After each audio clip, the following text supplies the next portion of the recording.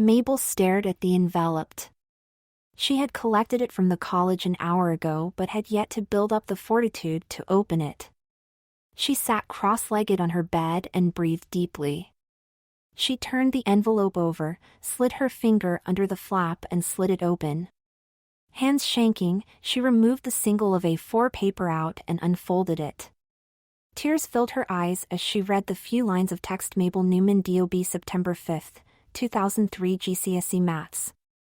Mabel balled the paper up and threw it across the room, curled up on the bed in the fetal position and cried. That was where she was when her mom, Claire, found her. "Okay, sweetie, I'm off to work." "Oh no, what's the matter?" Claire said as she sat down next to her daughter, stroking her hair. "I've failed again," Mabel said between sobs. "Oh babe, it's not the end of the world. You can res it again. There's still plenty of time before next September. We'll find a way to get you through this exam. What if I never pass it? I'll lose my uni place and wind up working in the caf for the rest of my life. That is not going to happen, Mabel. You will get this maths grade and you will go to uni and become a fantastic drama teacher. Get the resit forms completed tomorrow and don't fret. Whatever it takes, we will all help you." "Thanks, Mum. It's okay. Now will you be all right tonight while I'm at work?" "Great, I'll see you in the morning then. Have a good shift." The next morning, despite her disappointment, Mabel got the forms sent in on her computer to try the maths exam again in March. This would be her last chance and she knew it. The university had deferred her place for 12 months in September. Her A-level results were more than good enough to get on the drama teacher course, but she still did not have her GCSE pass in mathematics, a minimum requirement. She had failed the first time at the end of high school and had continued to fail throughout her 2 years of college. She just couldn't get it, whatever tuition and help she received. Teachers, friends, her twin brother, everyone. They had all tried to get her through the exams, but she just kept letting them down. It particularly galled her about Luke. Born just 10 minutes apart, he seemed to have all the mathematical ability, even studying it at university. To her, the subject might as well have been ancient Greek. He had really tried to help her, but maybe she was just beyond help. Nonetheless, she called him to let him know what had happened this time. "Hey Lukey." "Hi Mabes. What's up?" "I failed it again." "Oh no, what did you get?" "AD. "Well, at least you're getting better," Luke laughed. "Not helping," Mabel grumped. Sorry. "So when's the next resit?" "March. And this is it, the last chance before I lose the place at Manchester." "That won't happen. I know we've done lots previously, but I promise you, whatever it takes you will pass it this time." "Thank you, that means a lot. I'll talk to you again soon." "You will. Don't worry, I'll get you through this." Mabel hung up and mused, whatever it takes? March 2021, Day 1, Thursday. I am never going to get this, it just doesn't make any sense however many times and ways you explain it to me, Mabel said in exasperation. "Just relax. That's enough for today anyway, it's not going to go in if you're too tired. You are making great strides, trust me, you are definitely further along than when we started this week," Luke replied. "I'm just so desperate to get this right." I know. That's why I'm here, remember. I know that too. And I really do appreciate it, you are the best brother ever, giving up your holidays for me. It's fine, not like I had any other plans. This was not strictly true. Luke had hoped to use his week's holiday from university for Easter to visit some friends around the country, but instead he had felt obligated to come home and help Mabel. Well, not so much obligated, he wanted to help her. Her dream was always to be a drama teacher and she would be fantastic at it. She just had never been good at maths, and it was a minimum entry requirement for her course. He didn't see how much maths she would need to teach drama, but that was the way it was.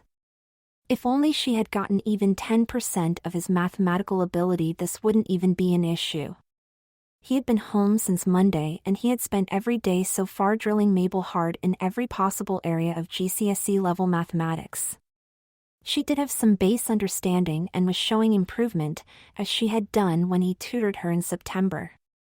For whatever reason though, come the exams she just couldn't get it right.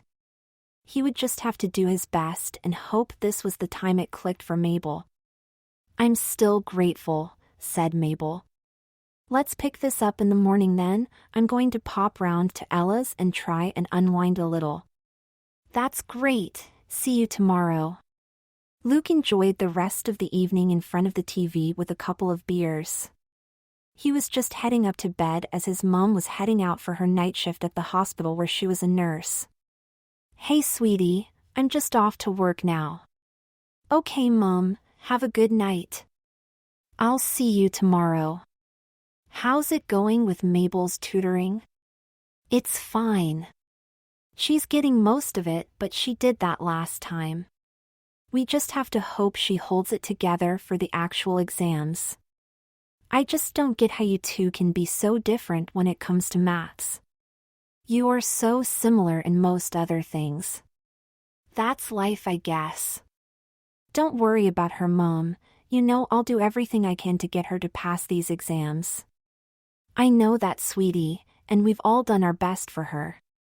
I just wish there was a simpler way." "Me too Mom, me too.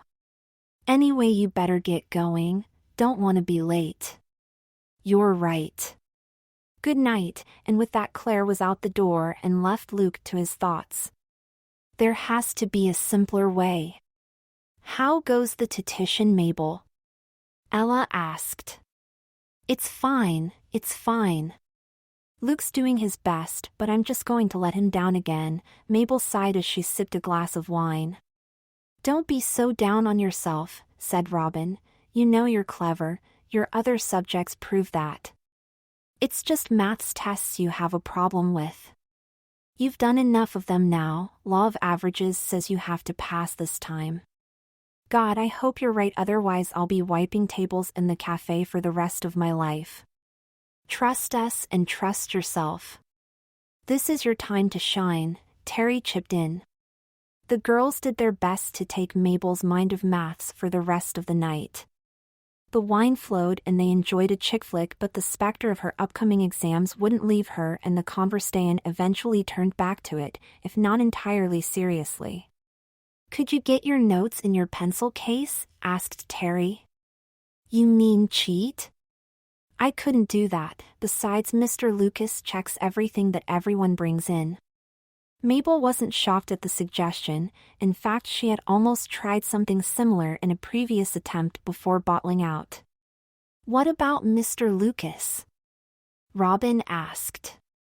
"Couldn't you get the questions from him beforehand? He must want you to pass, to prove his petition is any good." "And how would I do that?" "He's recently divorced, you could seduce him," Ella giggled drunkenly. "You not a chance," the other three girls cried in unison. "Face it, girls. The only way I can pass it is by going in there myself and answering the questions right." "Or somebody else could go in there for you," Robin said quietly. "No, they couldn't," replied Mabel.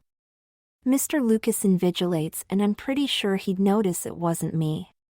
"Not if they looked just like you," said Robin. "Impossible," Mabel snorted and drained her wine glass. "If you have no serious suggestions, I'm going home. I've got a hard day of studying to do tomorrow." "Not impossible," said Robin.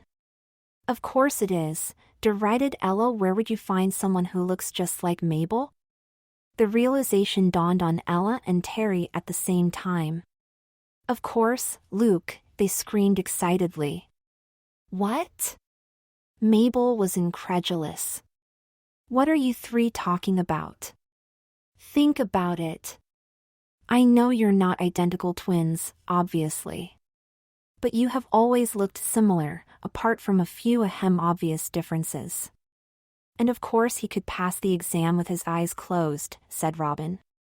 Put in an address and pretend to be me? You asterisk crazy, he'd never go for it even if we could get away with it, Mabel scoffed. He might. He's a good guy and he wants to do anything for you. And it wouldn't have to be a dress, you own plenty of jeans and stuff, said Robin. You're nuts. Just ask him, said Terry. If he says no, nothing lost. If he says yes, we'll come over and help you transform him into you. Won't we, girls? Yes, it'll be fun, said Robin. I'm in, said Ella. I'm not going to ask him, it's stupid. Good night, ladies. Mabel left to head home. Good night, Ella called after her. Just think about it. Mabel walked home, thinking about it. What if, she mused, what if? Day 2, Friday, Mabel groaned as she peeled open her eyes the next morning. She gloved the pint of water next to her bed and sat up slowly. Why did I drink so much last night, she wondered as she checked her phone. 10:24 a.m. Great, and I've overslept. She dragged herself out of bed and quietly across the hall to the bathroom. Her mom would be asleep by now. She used the toilet, quickly showered, threw on some sweats and headed downstairs. Morning, sleeping beauty, Luke quipped. Good night? Very funny, Mabel responded while making a coffee, and yes thanks, it was fun. That's good. You ready for some intense mathematics today? Yeah, I guess, Mabel whispered. What kind of attitude is that? Luke chided. Sorry, just a little hungover. That's okay. Less than 2 weeks of concerted effort now though, and it'll all be done. True, I hope. Although what? Don't tell me you're giving up. This is your dream, what you've always wanted to do. Luke was a combination of cross and worried. All his efforts, and she was just gonna quit on everything she wanted. No, not that, of course not that. It's just, me and the girls were talking last night and what? And maybe I don't actually need to take the exam. Maybe somebody could take it for me? You're seriously talking about committing fraud? Luke was incredulous. That has to be the dumbest idea I've ever heard. I don't even know how it could be done. That's what I said. Anyway, just an idea, forget about it. So what's first today? Geometry. Let's crack on. So how's the studying going? Claire asked the twins while they sat down together for dinner. Well, dinner for them, breakfast for her as she was still on nights. Pretty good actually, said Luke, although that wasn't necessarily what he thought. He was still worried that Mabel couldn't do this but didn't want to let to their mom. Yeah, pretty good thanks, Mabel mumbled as she stuffed her dinner in. She too didn't believe it and couldn't face her mom's potential disappointment. That's great. Very soon this will all be forgotten and you'll be teaching drama at some top school. Yep, said Mabel as she cleared her plate and headed up to her room. I'm going to do some personal study upstairs. Okay, dear, said Claire. Once Mabel was out of earshot, her mom continued addressing Luke. So really, how is she doing? She's doing fine. She's never going to be Stephen Hawking, but I'm sure I can teach her enough, Luke assured. Why don't I believe you? I know it's hard, but we have to get her through this. On that note, your dad and I have been talking and want to offer you something. What's that? Well, we have some money left over from what we were using to help Mabel out with Tutoring, and we wanted to recognize you giving up your time for her. So, we have £500 for you. Luke was shocked. He genuinely wanted to help his sister. He was not out for financial gain. Seriously? Seriously. On one condition though. Just name it. Mabel passes the exam. Age. Luke's exclamation gave away his lack of confidence. Claire cleared her own plate and put on her coat, ready to head out to work. She kissed Luke on the top of the head and said, "Do whatever it takes," leaving Luke somewhat speechless. As she closed the door, she called back with a laugh. "As long as it's legal, haha. Have a good night." "Yeah, you too," Luke said quietly, his mind lost in thought. Day 3, Saturday, Mabel was awakened early by Luke knocking on her bedroom door. "What?" she groaned as she blinked, adjusting her eyes to the light. "Downstairs 30 minutes, Luke called. "What? Why?" Mabel asked, but Luke had already gone downstairs himself. Mabel stayed in bed another 20 minutes before deeming she should see what was going on. Quickly she used the bathroom and headed down, still in her nightwear. She found Luke sat at the kitchen table but without the usual array of textbooks and note paper that made up their study sessions. "Sit down." Luke gestured to the chair opposite him. "What's going on? What are you teaching me today?" Mabel asked. "Let me be honest with you. You need to pass the exam to reach your teaching dreams, and I need you to pass it for." Ahem, my own reasons. Mabel raised a skeptical eyebrow at this but let him continue, "And right now I'm afraid that I just can't see you doing it." Mabel choked back tears. "What are you saying? You're giving up on me? Is that it then?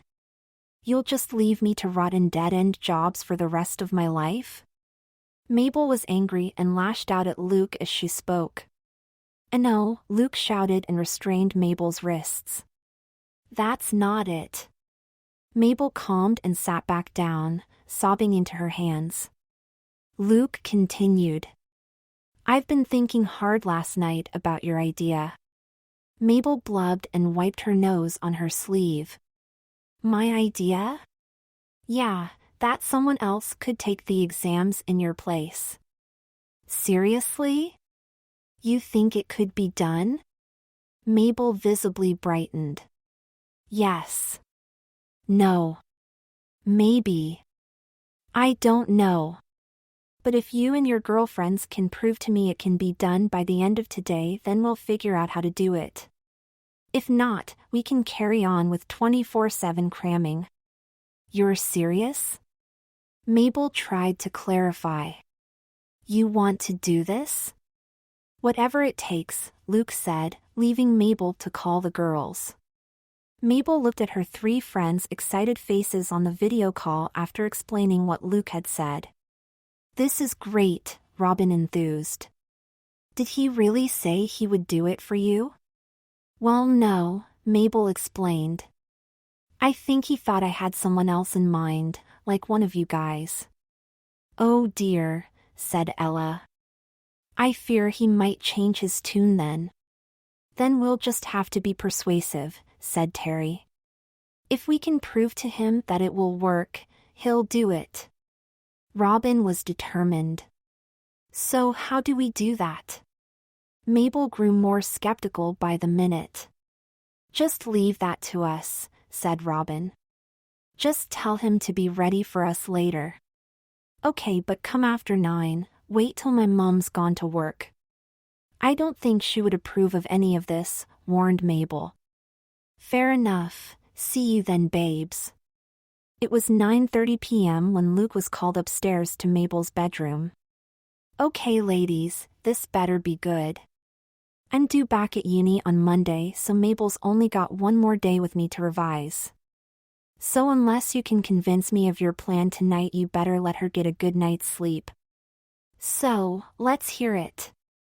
"Have a seat," Robin said as she gestured Luke to sit next to her at the foot of Mabel's bed. Mabel herself sat on the stool at her dresser and Terry and Ella were both cross-legged on the floor. Mabel spoke first. "First of all, Luke, I want to say thank you for all your tuition and guidance. Along with my private tuition that Mom and Dad paid for, a lot of effort has been put in to help me out. You know it's not a problem, said Luke. I know, but I do appreciate it, Mabel continued, wiping back a tear. But the fact is I just don't get it. Every time I sit in that exam I fall to pieces. Nothing suggests it will be any different this time. Ella got up, perched next to her friend, and put a consoling arm round Mabel's shoulder.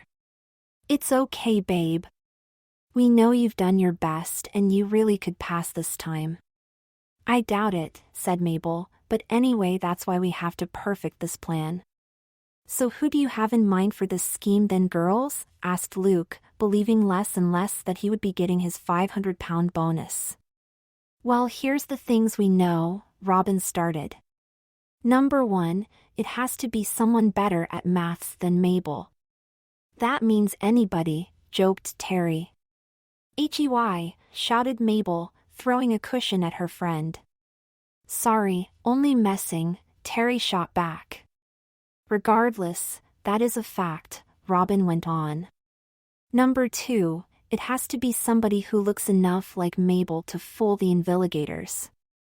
And number 3, we have to find someone with a good enough reason to want to help Mabel and find a way to convince them to actually do it. You make it sound so simple, Robin, scoffed Luke. I assume you have somebody in mind then? Obviously we do, chimed in Ella, you take us for fools. Of course not, said Luke. I just can't picture who could do it. That's easy to do, Lukey, laughed Terry. Seeing as they're in this room. Luke looked round at his sister and her 3 friends. He had never had cause to think about them so closely before, but now he did. He realized the 4 of them couldn't be more different from one another, despite having been friends for years. Mabel stood 5 feet 8 inches, blonde hair cut in a bob, slim but with reasonable-sized breasts, long legs. Ella was 5 feet 6 inches, long brown hair, not overweight but curvy with a round face. Terry was tall, 5 feet 11 inches, stick-thin with a cup breasts and spiky flame red hair accompanied by a number of ear and facial piercings. Robin was 5 feet 8 inches too, with the closest of the group to an hourglass figure but with prominent breasts and ass, and wore her brown hair in a short ponytail. Luke eyed the 4, grinning expectant faces, all of them waiting for him to catch up to whatever they were thinking.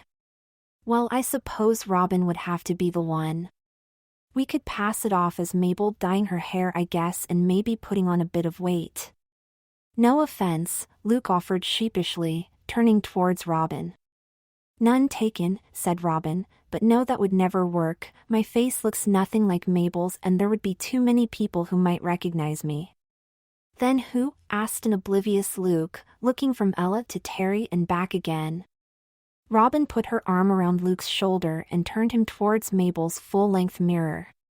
Think about it, you're the same height, same build, same color hair, nearly the same length and similar enough looking, with the right makeup. The benefit of being a twin, I guess, even none identical. Luke simply sat open-mouthed. He couldn't believe what he thought Robin was suggesting.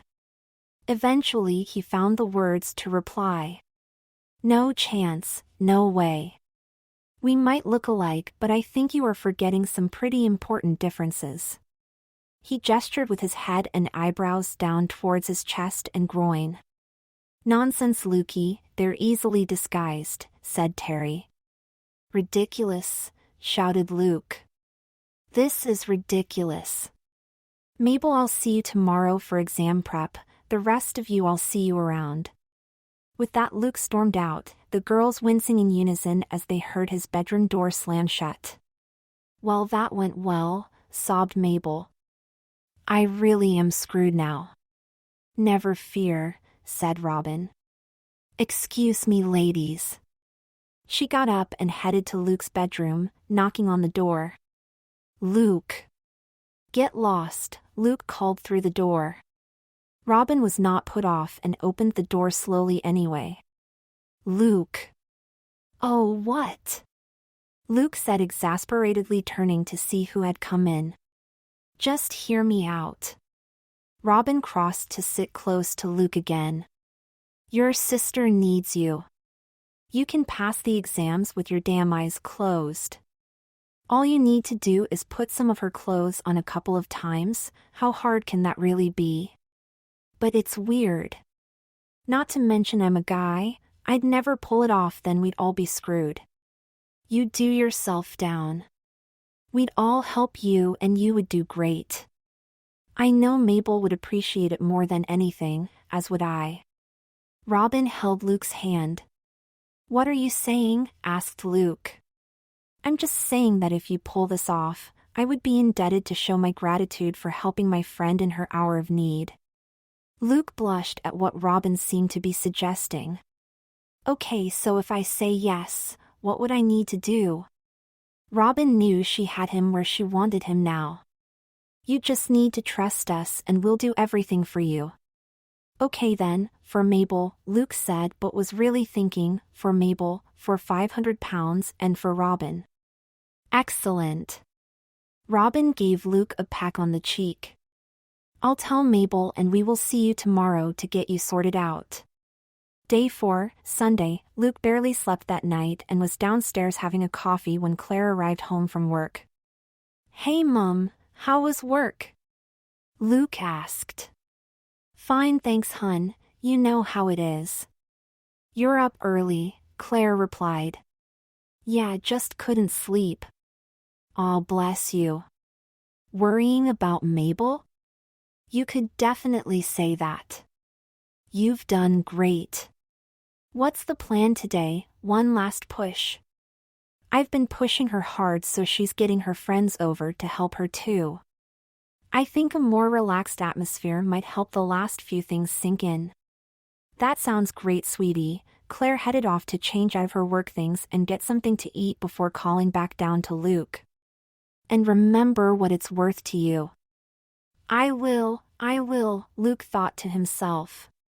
Unbeknown to Luke, the girls had spent the night messaging on WhatsApp refining the details of their plan.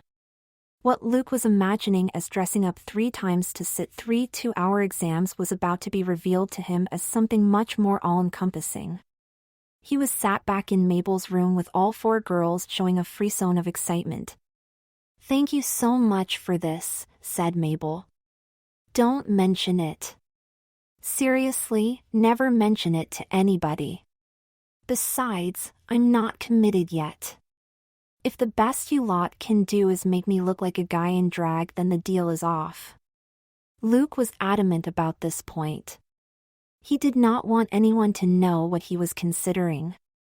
That won't be a problem, promised Robin, as long as you do everything we tell you, okay? Okay, said Luke, failing to ignore Robin batted eyelashes. Right then, let us begin, said Terry, excitedly clapping her hands together. Just relax, Terry, Luke has a job to do first, said Mabel. You need to call uni and let them know you will be off sick. I get that, but not until Tuesday surely, that's the first exam. Luke was confused. It is, but you are not going to be at uni for like a week and a half, so might as well call in today, Mabel rebuffed. What? How do you figure that? Luke asked. Think about it, said Ella. We have time to help you today but won't be able to for each exam, and I don't think you'll be able to do everything without us, especially if you have to keep traveling back and forth. You mean I have to be Mabel from today until the last exam is done? Exactly, said Robin. Trust me, it'll be much easier that way. The more you are in character, the less chance of being caught out. She stroked Luke's arm as she said this. I guess you are right.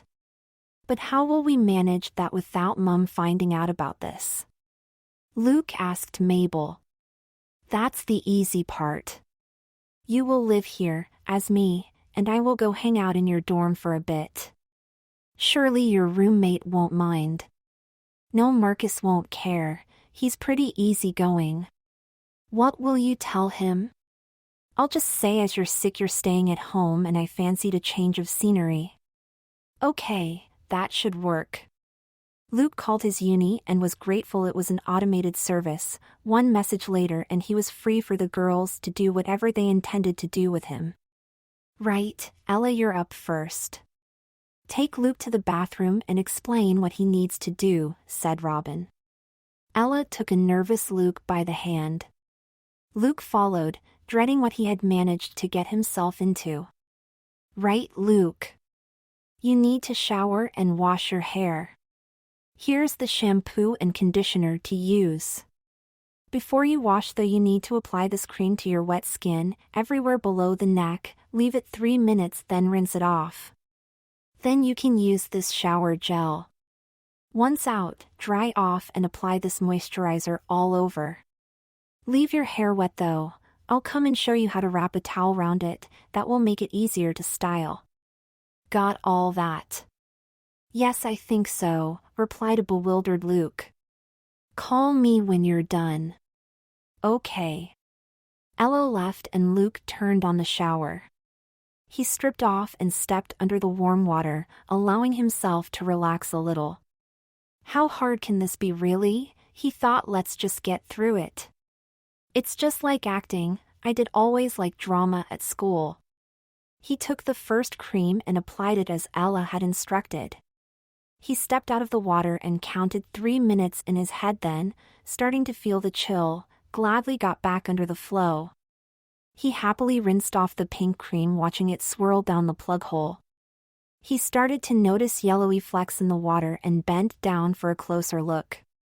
What the hell? He cried out as he realized what it was, straightening up to examine his body. As he suspected, his body was smooth and hairless. Overcoming the shock, he admitted it did feel nice and smooth as he used the strawberry-scented shower gel. Once his hair was washed and conditioned, not something he usually did despite keeping it slightly longer than most guys, he stepped out and grabbed a towel to dry off. Rubbing his body as he usually did was not going to work. His now smooth skin was quickly irritated. He settled on a method of carefully patting himself dry. Eventually he rubbed the moisturizer in and his skin felt wonderful, especially as he massaged it into his testicles. He wrapped the towel round his waist and called in Ella. Oh no, not like that, was the first thing she said. What? Luke wondered. The towel, you need to wrap in around your chest now. A girl needs to cover her breasts as well. But I don't have breasts. Not yet, now just get on with it. Luke wanted to query what she meant but just did as she was told, turning his back so as not to flash Ella. Much better. Now race another towel for your head. Okay, lean your head forward. That's it. Put the towel over the hair, then twist it up, gathering your hair in it.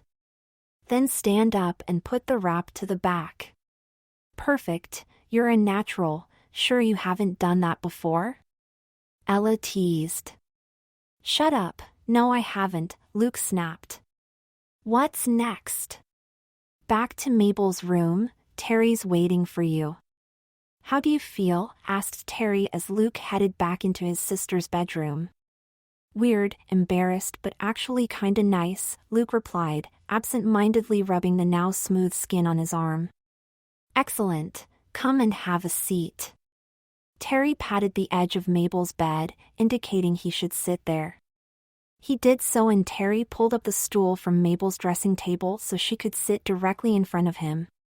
Here, have a drink. Thanks. Luke took the glass of red liquid and ice from Terry. What is it? Vodka cranberry. Okay, Luke took a sip of the unfamiliar choice of beverage. He usually just stuck to lager. Not bad. Great, now just pop it down a moment and lie back.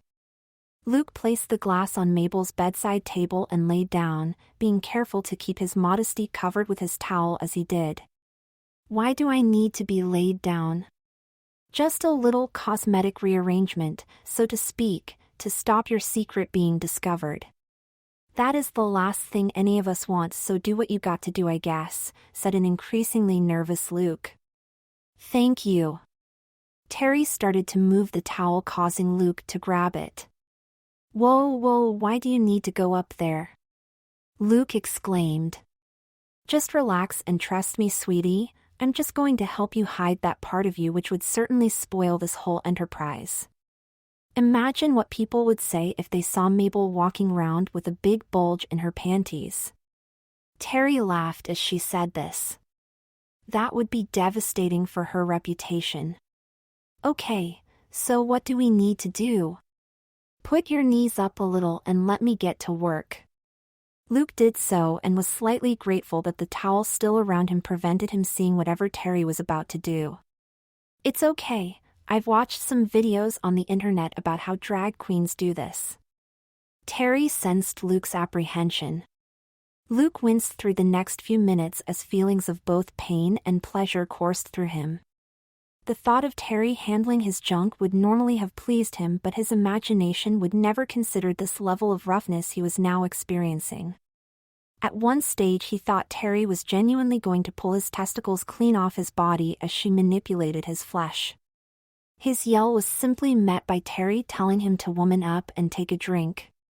Terry finished by grabbing a roll of some kind of tape, pulling his penis down and liberally applying the tape. Done. Terry clapped her hands, looking incredibly proud of her work. Stand up and take a look. Luke did as he was instructed, removing the towel and standing in front of Mabel's mirror. He struggled to comprehend what he was seeing. On top of his now hairless body, there was a clear, visible absence between his legs even when he opened his legs slightly. It's gone, he whispered as he put his hands down there to feel just what was going on. Not gone, said Terry, just temporarily relocated. What did you do? I pushed your balls back up into the cavity your body still has, where they descended from originally. Then simply tape your dick down so it won't stick out in an unsightly fashion. Okay, Luke did his best to get to grips with this. So can you show me how to do it? Why? Terry was confused by Luke's request. Isn't it obvious? I'll have to redo it myself after I use the bathroom or bathe. Won't I? Oh, I see. No, don't worry about it. The tape's waterproof so won't come off in the bath, at least not for the 2 weeks you need it for. And I've taped you at such a position and angle that you can use the bathroom without needing to disturb the tape. Luke reached down to try and get hold of his penis to figure out how that was possible. He could only get to the very tip, which was positioned around his perineum. Terry guffawed as she watched him for a few minutes try to maneuver his body to aim at an imaginary urinal, before putting him out of his misery. Sitting down, obviously, she laughed. Luke blushed, let go out himself and stood up straight again. Oh, yeah, obviously, he murmured. While he tried to recover himself, Terry took her opportunity to complete the needed body modifications.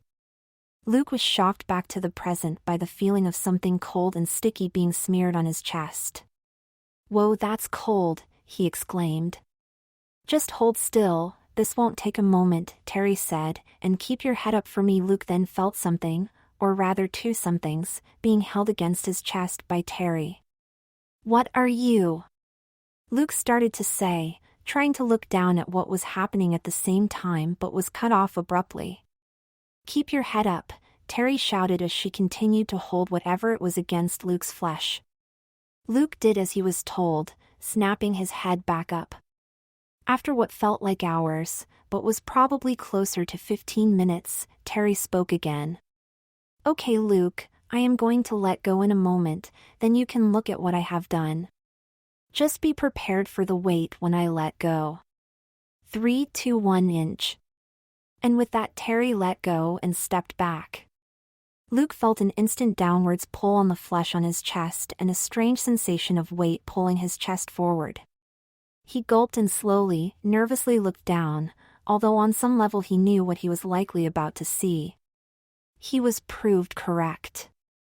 Holy shit, I have tits, Luke exclaimed and instinctively raised his hands to grab the foreign objects now attached to him.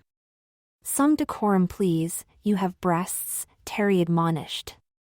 Sorry, Luke apologized, so I have breasts, this is so weird. They're so big and heavy, Luke bounced a little and felt the breast forms move with him, feeling their weight. Where on earth did you get them? Mabel got them from the costume store at her Amdram Society. They're a C-cup, the same as hers and very realistic I must say. I'd agree with that.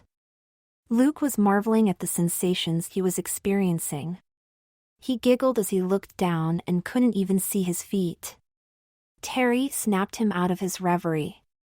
Now, still plenty to do. There are some clothes on the bed. Get dressed and I'll send Robin up for your next session. With that, Terry headed downstairs and left Luke staring at himself in the mirror. He was astonished. From the neck down, he had the undeniable body of a young woman. A young woman with a smoking body that he would have loved to look at ordinarily. He felt a twinge down below and felt an unfamiliar discomfort as his penis strained against the tape. Terry had done a thorough enough job though that he didn't need to worry about breaking free, but he made a mental note not to get too excited in future as he didn't know what might happen. He now turned his attention to the clothes on the bed, first picking up a pair of pink cotton panties. They were distinctively feminine, but they looked similar enough to a pair of briefs, so he slipped them on quickly, marveling at the soft feeling as they hugged his ass and at the smooth, female-looking mound at the front where he should have had a bulge. They were a perfect fit. The jeans too were similar to his own but with much slimmer legs and some pink detailing on the back pocket. They were a slightly tighter fit and Luke had to wiggle his hips a bit as he was pulling them over his butt, causing his new breasts to jiggle too. The socks were pink but they were no different to anything he usually wore. The bra, however, was a totally different kettle of fish. He had never worn anything close to resembling this most feminine of garments. He had removed a couple in his time though, so tried to work backwards to get it on. He put his arms and then positioned the cups over the breast forms, taking the first chance to notice how detailed the nippular area looked and how they didn't feel anywhere near as unrealistic as he expected. He then took hold of each of the fastening ends of the back strap and tried to clasp it behind his back. How the hell do girls do this? He thought they must all be damn contortionists. Aren't you dressed yet? Robin had entered the room. No, I'm having a little trouble, as you can see. How the hell do you do this? Luke asked. Don't worry about it, not every girl fastens it at the back. Take it off and I'll show you another way. Luke did as he was instructed. Okay, now don't put your arms in yet, put it on the wrong way round, with the fastening in front of you. Now fasten it up where you can see it, much easier, right? Now spin it round while fastened. Position the cups and put your arms in. Well done, that's perfect. Now get your top on and sit at Mabel's dresser. Luke had followed Robin's guidance and was now wearing his first bra. He noticed that the weight of his breast forms had been instantly relieved and he was more comfortable. He pulled on the white vest-style top and sat down. So Robin, what are you going to do to me? He asked, less nervously than he would have done around 2 hours ago. He was almost enjoying himself and this strange experience. Hair and makeup, Robin replied with a grin. The last thing you need to look just like Mabel. Not that we need much, you look so similar already now that I'm sure this will work. I'm starting to think you might be right, although I can't say I'm pleased about so easily looking like a girl. Nonsense, you just look like a great copy of Mabel. Just think of it like acting. Luke was sure Robin was enjoying this a little too much. I suppose so. I just need to remember why I'm doing this and get through it. That's the spirit. Robin noted that Luke was talking very much like he was going to agree to staying this way for the whole 2 weeks. So, what are you going to do to my hair? This was asked nervously by Luke. He knew everything else was reversible or hideable. His hair wouldn't be so easy to disguise if this didn't work and he didn't go through with the exams in Mabel's place. Although how he could deny that the girls were making him look perfect, he wasn't sure. Just a little styling, don't look so worried. You and Mabel have the same coloring in your hair anyway, and I know you like to keep yours slightly longer, so it will work with just a little shaping. If anyone questions it, just say you're trying something a bit different. Robin wrapped a towel around Luke's shoulders, turned his head to the mirror and began clipping away with scissors in one hand and comb in the other. In just a few whirlwind moments she was done, and Luke was looking at his face again in the mirror. His hair now looked like a slightly shorter version of his sister's blonde bob. "Wow," he exclaimed, "great job, it looks just like Mabel's." "Well, that's the idea," Robin chuckled. "Now you need these." Robin picked out some lip gloss, foundation, blusher and pink eyeshadow from Mabel's makeup collection and put them on the dresser in front of Luke. "Get your makeup done and come downstairs. We're going to get pizza and decide if you pass enough as Mabel." "How am I meant to use this stuff?"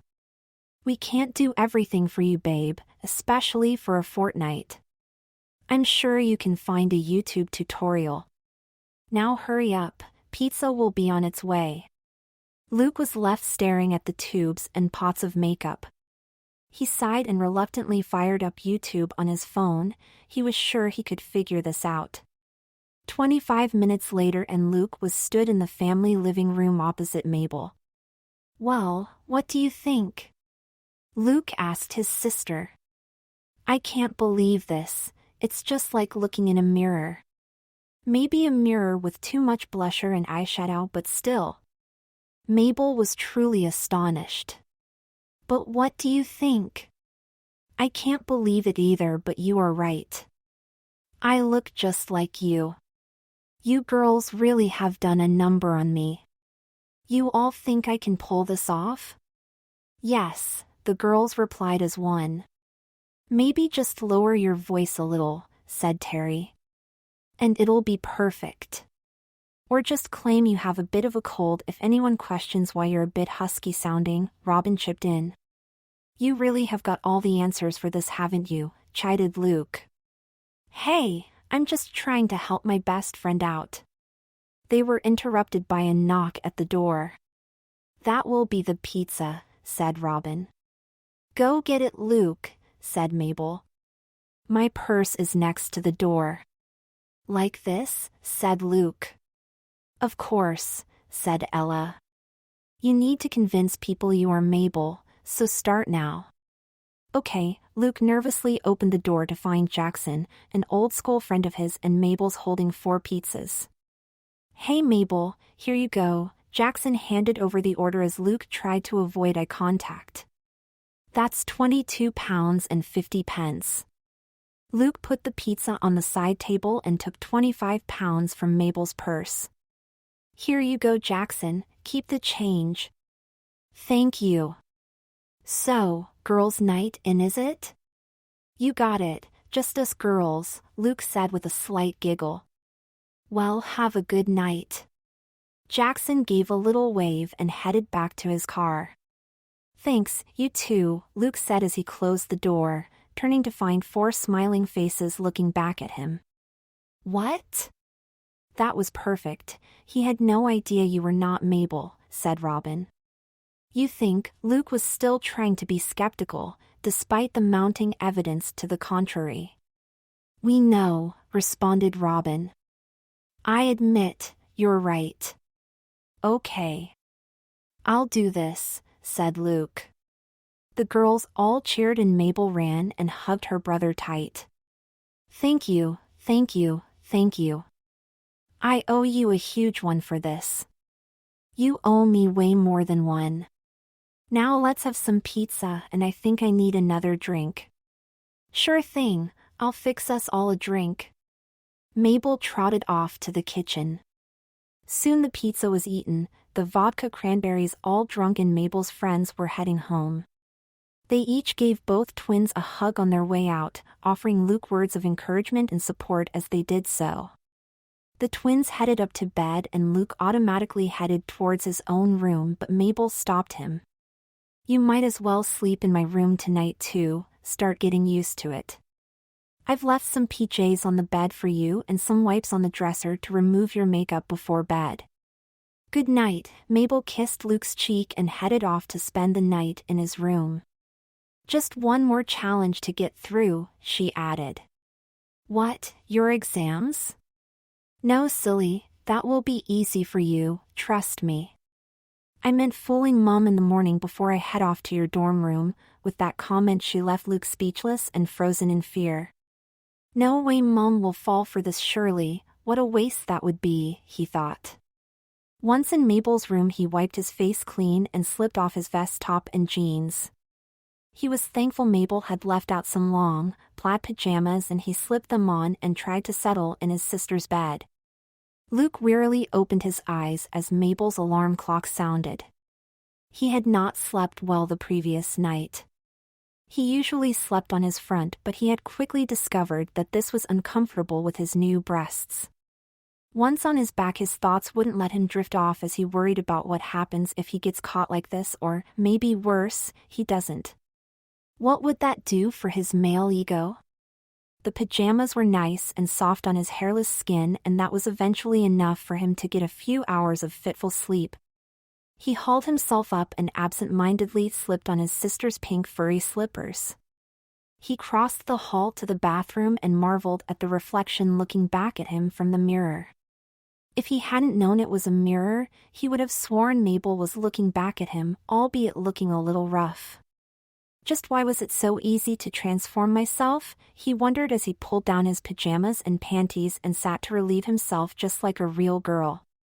He even remembered to wipe the small amount of the end of his penis that was exposed so as not to drip into his panties. He pulled them up, washed his hands and headed downstairs to find the real Mabel. He found her already dressed and washing up her breakfast pots. "Morning, sleepyhead," she chided. "You must have been up early," Luke responded. "Well, I had to pack and get your car loaded up." "What?" Luke was not happy at the realization that his sister would be taking his Jeep. "Well, Mabel can hardly be driving your car, can she? That would open up far too many questions." "Don't worry, I'm going to leave you the keys to mine." Oh great, Luke was not enamored with the idea of driving his sister's yellow Mini Cooper, but appearances would need to be kept up. "Now hurry up and grab some breakfast, we have a few last things to sort out before Mum comes in from work and I need to disappear." "I don't fancy trying to explain why there is two of me here." Mabel urged Luke to get himself into gear. Luke sighed and quickly got a bowl of cornflakes, a banana and a coffee and sat at the dining table opposite his sister. "Okay, here are my car keys, house keys and phone," Mabel said as she slid the items across the table. "I have taken the liberty of taking the equivalent items from your bedroom already." "You've got my phone?" Luke asked through a mouthful of cereal. "Yes, and you having mine is the thing I'm least happy about if I am honest. But you need to be me so you will need it. Just promise me you won't send anything, to anyone, without checking with me first." "I need to trust you, Luke." Mabel sounded anxious. "Of course. I won't use it at all if I can help it. You better do the same with mine." "Naturally. Just reply to a minimum of messages then. After checking with me." "Deal," Luke replied. "I guess the only other things are that you can wear anything of mine, just be careful with everything." "Don't worry, I'm sure a few pairs of panties, jeans and t-shirts will be enough." "Sure. Do whatever chores Mum asks, I don't want to come back and find myself in the shit with her." "Naturally, you know I always do my chores for her." "I know, but you'll have different jobs as me so just get them done."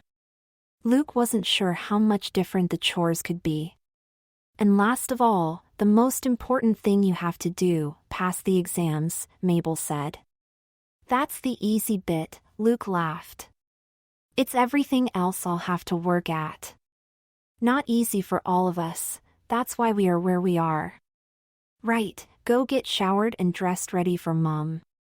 I'll take your car around the corner and wait there.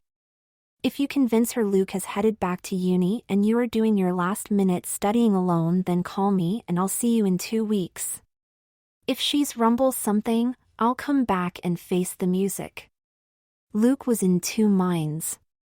He didn't honestly know if he wanted his mom to catch him out or not, but he would let it play out and see what happens. He quickly showered, doing his best not to enjoy the sensation of the water on his smooth skin too much and ignoring the weird feeling of soaping up his breasts and vagina. He wrapped himself in a towel and headed to Mabel's, or now his, room to choose what he would wear today. He felt guilty as he looked through his sister's drawers and wardrobe. How could one person really need so many clothes? Mabel really did have quite a selection of all kinds of garments and shoes. Not that it matters, Luke wouldn't need to go near most of this stuff. He pulled on a pair of black panties and struggled into the same bra as he wore the night before. He decided the jeans and vest top from last night would also do again. As he sat at the dresser to apply a little makeup, he heard the front door open. Luke? Mabel? Claire shouted up the stairs. This was it, the moment of truth. I'm in my room, Mom. Luke did his best to raise the tone of his voice to match Mabel's, but which twin would Mom think had responded? He held his breath as he heard her coming up the stairs. Time seemed to stand still as Luke waited for the door to open, or not. It did. Hi, sweetie. Hi, Mom. How was work? Luke answered without turning round, concentrating on putting on some foundation.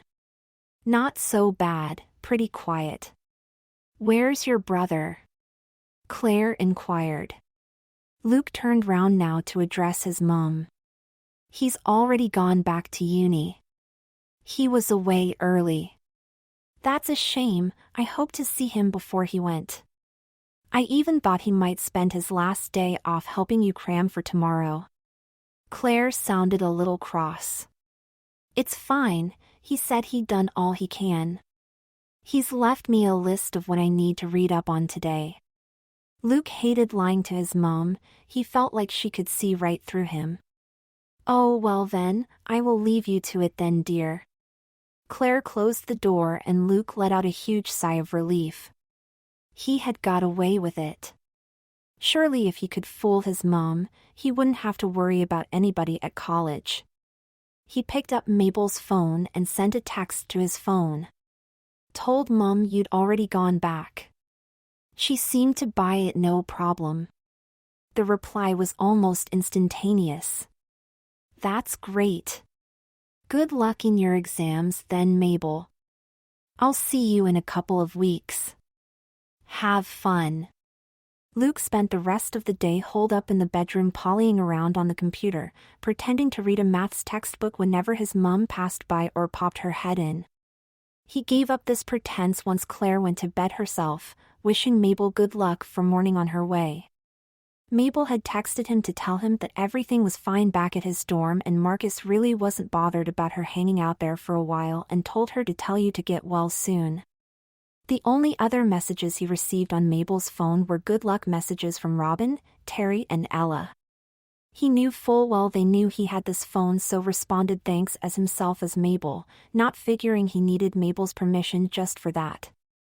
Robin in particular sent a few messages to reassure Luke that she was 100% confident that he could pull this off, but if he needed any help, just let her know. He felt better knowing that the girls were backing him up. Luke had already slipped into the plaid pajamas and gone to sleep by the time Claire was heading out for her last night shift of the week. He had made sure the alarm clock was set so he would be up in plenty of time to get ready before his 9 a.m. exam. Day 6, Tuesday, beep beep beep beep beep beep beep. Luke rolled over and switched the alarm off. He had slept better than the first night, possibly due to being more used to his surroundings and his body modifications. Today was the first big challenge though, Mabel's first exam paper. Not that the exam itself would be a challenge, but getting it done without giving himself away. His confidence had been boosted by his brief interactions with his mom, but he still had some trepidation in the pit of his stomach. Luke figured the best thing to do to ease his nerves was to get organized and made up as early as possible, giving himself the most time he could to perfect his look. He used the toilet and climbed into the shower. As well as washing his hair, he realized he needed to give himself a shave. Luke retrieved his razor from the bathroom cabinet and carefully shaved as closely as was possible. While washing, he felt that his legs were no longer as smooth as they had been, a slight stubble starting to regrow. He decided, although he wasn't entirely sure why, to shave these as well. He spied Mabel's shaving cream and razor and thought this would be better than his own blade. As well as his legs, he made sure his chest and armpits were smooth too. When it came to his pubes, he felt more comfortable leaving some hair, so simply trimmed what was starting to grow back into a neat triangle above his genitals. Getting out of the shower, he remembered Ella's advice from the first night and wrapped his hair in a towel and moisturized his body before heading back to the bedroom to dress. Luke once again found himself sat at Mabel's dresser. Getting ready as a guy was so much easier than all this, he thought. He used the hairdryer to get his hair dried, using a brush at the same time to style it like Robin had previously instructed him. He wasn't entirely happy with his efforts, but after 15 minutes he decided it would have to do. He also applied a little makeup again. This took another 20 minutes, with YouTube tutorials again as a guide, but at least he was getting quicker. His chosen outfit for today was white brief-style panties and a plain white t-shirt bra. He found some pink socks which were long enough to be similar to his own usual socks. He pulled on another pair of jeans, this time clearly a skinnier cut, making his legs look very slim. His ass still looked decidedly feminine in them, a fact that devastated Luke as there had been no adjustments to that part of him, it was all natural. While looking in the wardrobe, Luke found a black blouse which he felt would be similar enough to a button shirt of his own. It was, once he got the hang of the fact that the buttons were on opposite sides on female garments. Mabel's sneakers were a little small for him, but he forced his feet in and found he could walk without them being too uncomfortable. After a quick breakfast, Luke was almost ready. He headed back upstairs, and in the bottom of the wardrobe he rummaged through the collection of bags and eventually found a pink backpack. Much better than a handbag. He put a pencil case and bottle of water in the bag, grabbed Mabel's keys, put her phone in his back pocket and looked for his wallet. He couldn't find it anywhere downstairs, in Mabel's room or even in his own room. He took out the phone, found his own number and called Mabel. "Hey sis, everything okay? All set for your exam?" Mabel asked as she answered the call. "Yes, all set, except I can't find my wallet anywhere in the house," Luke told her. Mabel laughed. "That's because I've got it." "What? What am I supposed to do for money for 2 weeks?" Luke demanded. "Just calm down. Have a look on the side table by the front door." "What do you see?" Luke did as he was told. "All I can see is your purse." "No, you can see your purse, Mabel. I put your cash in there, and if you need any more you can, reasonably, use my bank card. The PIN is 1459. "Okay, thank you." Luke examined the flowery purse and its contents. Apart from his cash, it contained all Mabel's stuff. Driver's license, bank card, store cards. She really had thought of everything. "You're welcome. So what have you decided to wear today?" Mabel inquired. Luke described his outfit. "A little boring, but as long as you are comfortable." "Good luck then. Just keep your interactions to a minimum and you'll do great." "Thank you, I'll call you tonight and let you know how it went." "I'll look forward to it." Luke hung up, dropped the phone and purse in his backpack and headed out to the car. He climbed into the driver's seat of his sister's Mini and found that due to their similar height he didn't need to adjust the seat position. He started up the motor and pulled his seatbelt across himself. This caused a giggle as he found the only comfortable place for the strap was nestled between his breasts. The drive to college was uneventful and he parked up on the roadside, took 5 deep breaths, put his backpack over one shoulder and walked up to the main entrance. Fortunately, the fact that Luke had only left the same college himself last year, he knew his way around the building. He kept his head down and headed straight for the maths department. When he got to Mr. Lucas' classroom, a few other students were milling around inside waiting. Luke didn't recognize anyone, but nobody seemed to know Mabel that well either. They just exchanged cursory nods with him. A few more students arrived before Mr. Lucas himself breezed in at 8:45 a.m. and took a quick register. Everybody expected was present and he didn't look twice at Luke when he answered present to Mabel's name. "Good morning everybody, hope you are all feeling well rested and ready for the first part of your GCSE Maths Resit exam. I know you have all done this before and I'll run through the official rules once we are in the exam hall, but for now I'll say good luck and ask you to leave everything here, except your pencil cases and water if you have it, and I will lock the room until the exam is finished." Luke took out his pencil case and bottle and left his backpack safe in the classroom.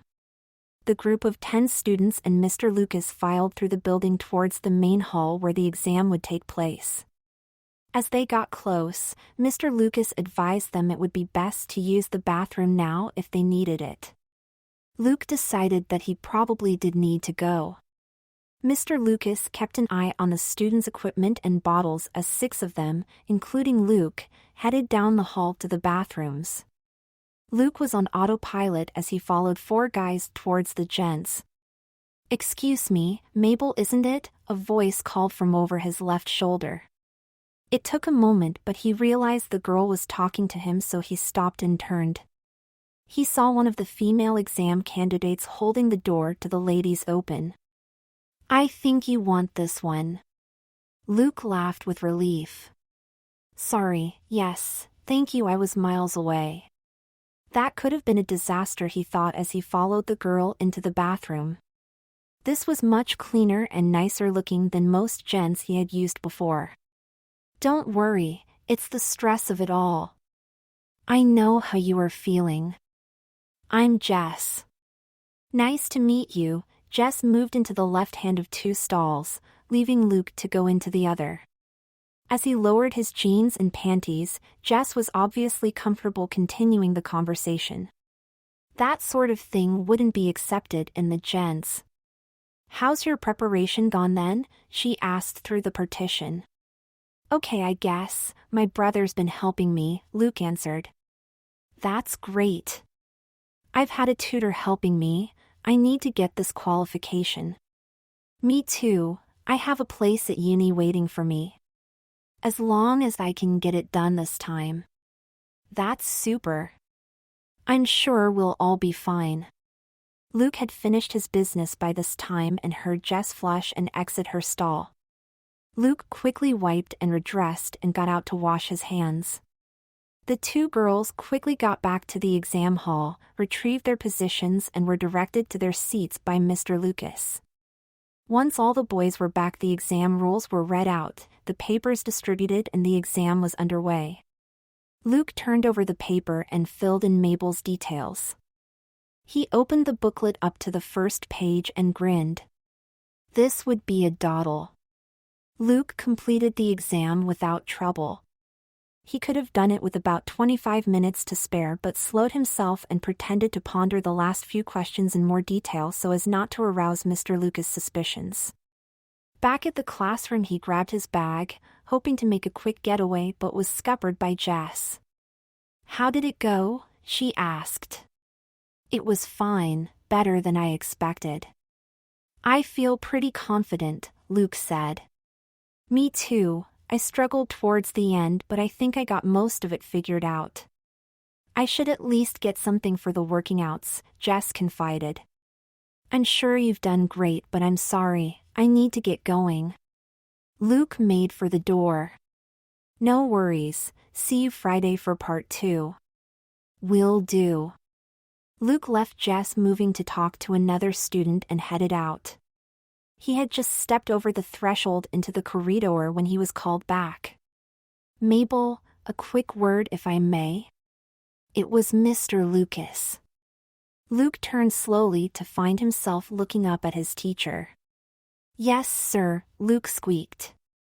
His nervousness was actually helping him sound more like his sister. How was it? Mr. Lucas asked.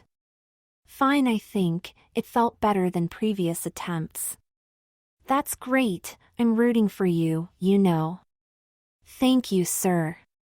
Well, I'll let you go. Same time Friday, don't forget. How could I? Luke laughed nervously before dashing off, head down again. He made it back to the car without incident. Once safely back in the vehicle, he breathed out deeply and began laughing uncontrollably.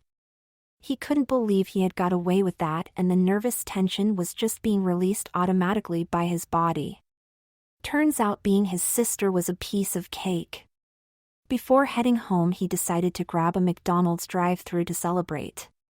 This is where he felt the most girly he had so far, as he had to rummage through his bag on the passenger seat to find his purse to pay for his lunch. Back at home, he found a note on the table from his mom. Hi, Mabel. Hope your exam went well. I've put a whitewash on, so can you please put the stuff in the dryer when it's done and get the dark load washed as well? Thank you, see you later. Luke sighed. This is what Mabel had meant, the laundry had never been his chore. He headed to the utility room to sort it out, figuring he could always call Mabel if he got stuck.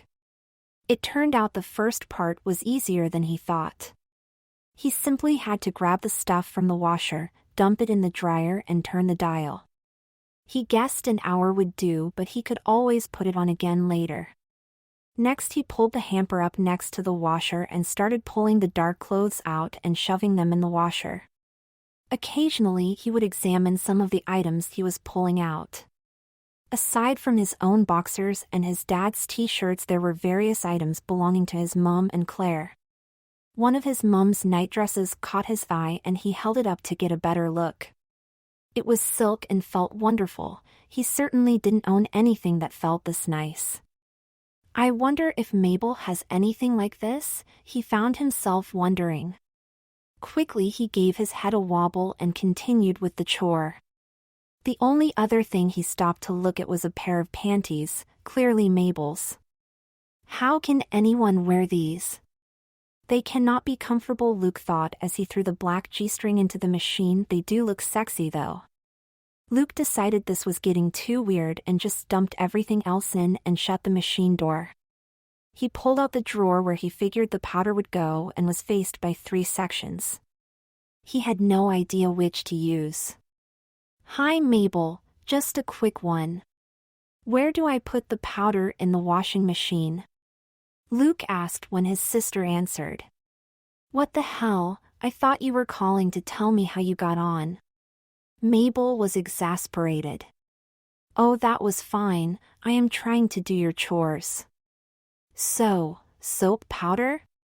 The left compartment, 1 scoop. And then a capful of conditioner in the middle section. Great, thank you. Luke followed the instructions. Now, which setting? What are you washing? Mabel asked. Dark clothes. Just put it on easy care, 40 degrees, 800 spin. Perfect, thanks. I can't believe you don't know that. It's not my fault, it's always been one of your chores, so I've never been shown. Fair enough, Mabel admitted. Now to more important matters, did it really go okay? It really did. Nobody seemed to bat an eyelid at me, Luke confessed. That's wonderful, Mabel squealed. Thank you, thank you. You really are the best brother, sorry sister. Ha ha, very funny. Just remember you will owe me big time if I pull this off. I will never forget it, trust me. Now go have a relaxing evening, I think you deserve it. Thanks, talk again soon. Hi sweetie, how did it go? Claire asked as she came into the lounge where Luke was curled on the sofa watching TV. Hey Mum, it went okay I think. Better than last time I'm certain, Luke replied. Excellent, I guess your brother has managed to help you then. More than you know, Luke said with a grin he turned to hide from his mom. The two enjoyed a dinner of chicken and pasta in front of the TV and Luke exchanged a number of messages with Robin who was asking how it all had gone. He then put the dark load in the dryer and the whites into the ironing pile, completing his chores for the evening. Around 11 he excused himself up to bed. Night Mum. Night darling. I'm off tomorrow so I thought we could go into town for a bit of retail therapy. What do you think? Claire asked. Luke panicked, he could not think of a reason to give as to why not. Sure, was all he could say. Super. See you in the morning then. Upstairs, Luke wiped off his makeup and stripped off. He picked up the pajamas before a thought flashed into his mind. He threw them in Mabel's hamper and opened up her nightwear drawer. He had a quick rummage before pulling out a pink satin nightdress with spaghetti straps. It wasn't quite as nice looking as his mom's, but he thought he would try it. He slipped it over his head and let it settle on his body. It came to just below his knees. He examined himself in the mirror. He looked great, especially his cleavage, and he had never worn anything so silky. This night, he slept the best he had in days. Day 7, Wednesday, that was lovely, thank you sweetie, Claire said as she cleared her plate. No problem, glad you enjoyed it. Luke had made omelets for breakfast, knowing Mabel often did this when Mom had come off nights. Now, I'll wash up while you go get ready and we can hit the shops. Okay, see you shortly then. Luke headed upstairs and grabbed a quick shower. He was almost disappointed to have to take off the nightdress and robe he was wearing. Luke was again faced with the decision of what to wear. He tried to think of what he had seen Mabel wear on previous trips to the shops. He knew it just needed to be something comfortable but not too shabby. He started with the usual brief-style panties, bra and socks and threw on a little makeup. He was getting close to being an expert at that now. He pulled out a t-shirt and put it on. It felt a lot shorter than his usual male t-shirt, coming just to his waist. He then found some black leggings. These will be comfier than jeans for mooching round the shops, he figured. He pulled them on, which was easier than he thought it might be due to the tightness. He couldn't get them comfortable though.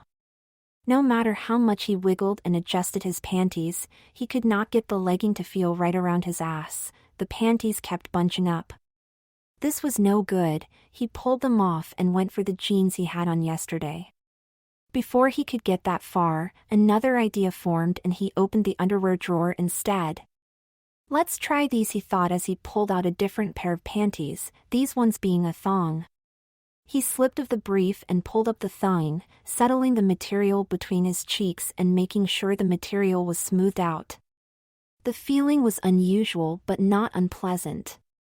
It was different to getting a wedgie in his boxers as these were designed to sit between his ass cheeks. Or at least between a girl's cheeks. This time the leggings fit much better and he had no issue with material bunching up and everything was insanely comfortable. He put Mabel's trainers on and chose a white zip-up hoodie to complete his comfy outfit. He collected his phone and purse and headed down to see if Mom was ready. Looking good, sweetie, all set? Claire asked. I think so, are you ready? Yep, just let me grab my jacket and keys and we can get going. Claire was wearing black jeans, sandals with a wedge heel and a pink blouse. She pulled on a black leather jacket, picked up her bag and keys and headed for the door, before noticing Luke's full hands. "Where's your handbag?" she quizzed. "Oh." Luke paused. "I thought it was by the door, but I guess not." "I'll go grab one." He dashed back upstairs and grabbed the first bag he saw in the wardrobe, throwing his purse and phone into it and throwing the strap over his shoulder. The drive into town was filled with small talk, with Luke doing his best to respond to his mom as best as he could as Mabel. They talked about work, the exam, Mabel's friends, TV, music, and all kinds of things.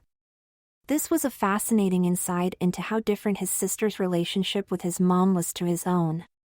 They seemed much closer and more comfortable in each other's company. Conversation between Luke and his mom was usually a struggle, but this was nice. They parked at the top of the multi-story car park in the middle of town and used the lift to get down to the shopping level of the shopping center. Before they began, Claire decided she should go to the loo. Despite using the ladies at college, Luke felt going to the bathroom at the same time as his mom would be a step too far into weirdness, so decided he would go later. They started by visiting Holland and Barrett's, Superdrug and W.H. Smith so Mom could pick up some vitamins, toiletries and magazines. Luke made excuses why he didn't need anything, not wanting to risk getting something Mabel wouldn't normally get or need. Then it was time for the inevitable clothes shopping. Luke had been dreading this.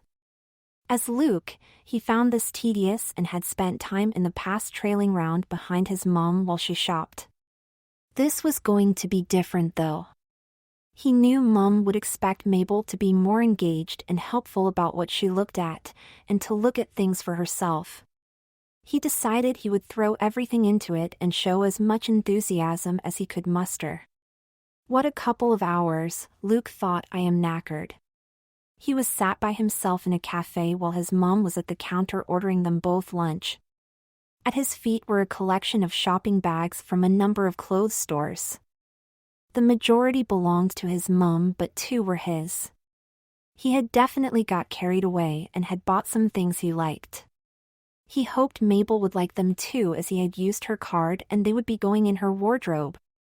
He had just enjoyed the look and feel of some things, but most of all he liked the compliments his mom had paid him when he tried some of the things on. He had intended just to comment on some of his mom's purchases, glance at a few things and ultimately say he didn't need or want anything today. But he just got too tempted to join in what looked like the fun of trying things on. It had started out smoothly enough. He was following his mom round the first store, which clearly catered to a slightly older clientele, so there was nothing Mabel would be interested in. This allowed him just to comment on whatever his mom was looking at, telling her what he did or didn't like, what looked comfortable and what didn't, and what would suit his mom or not. He got into this and was able to answer truthfully about his opinions he never knew he had about women's clothes because he had never needed to express them before now. This continued into the second store. His mom had bought herself a new cardigan and a few cheap t-shirts. Then they went into new look and things started going downhill.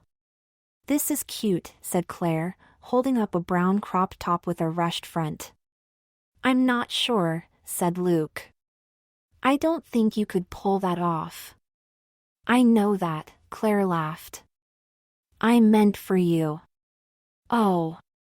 I don't know. I'm not sure I need anything like that." Luke tried to put her off. "No girl needs more clothes, but we can still buy more, haha. At least try it on." "Fine."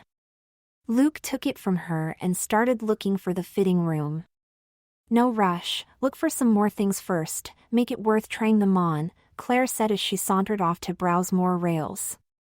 Luke knew now he had no choice, he would just have to suck it up and try on a few things. He tried to find some basic stuff and picked up some denim shorts, some ripped jeans and another top, floral with puff sleeves. Just before he reached the fitting room, Claire reappeared and handed him 2 more hangers and told him they would look good, so try these too. With some trepidation he told the store assistant he had 6 items to try and he prepared to enter another female sanctuary, the ladies' fitting rooms.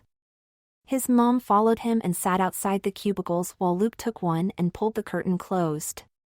He started with the jeans and floral top, adjusting them in the mirror before showing Mom. The consensus was that the jeans were too similar to some he already had, and he didn't like the way the sleeves felt. They were too cumbersome for him. Next was the shorts and crop top.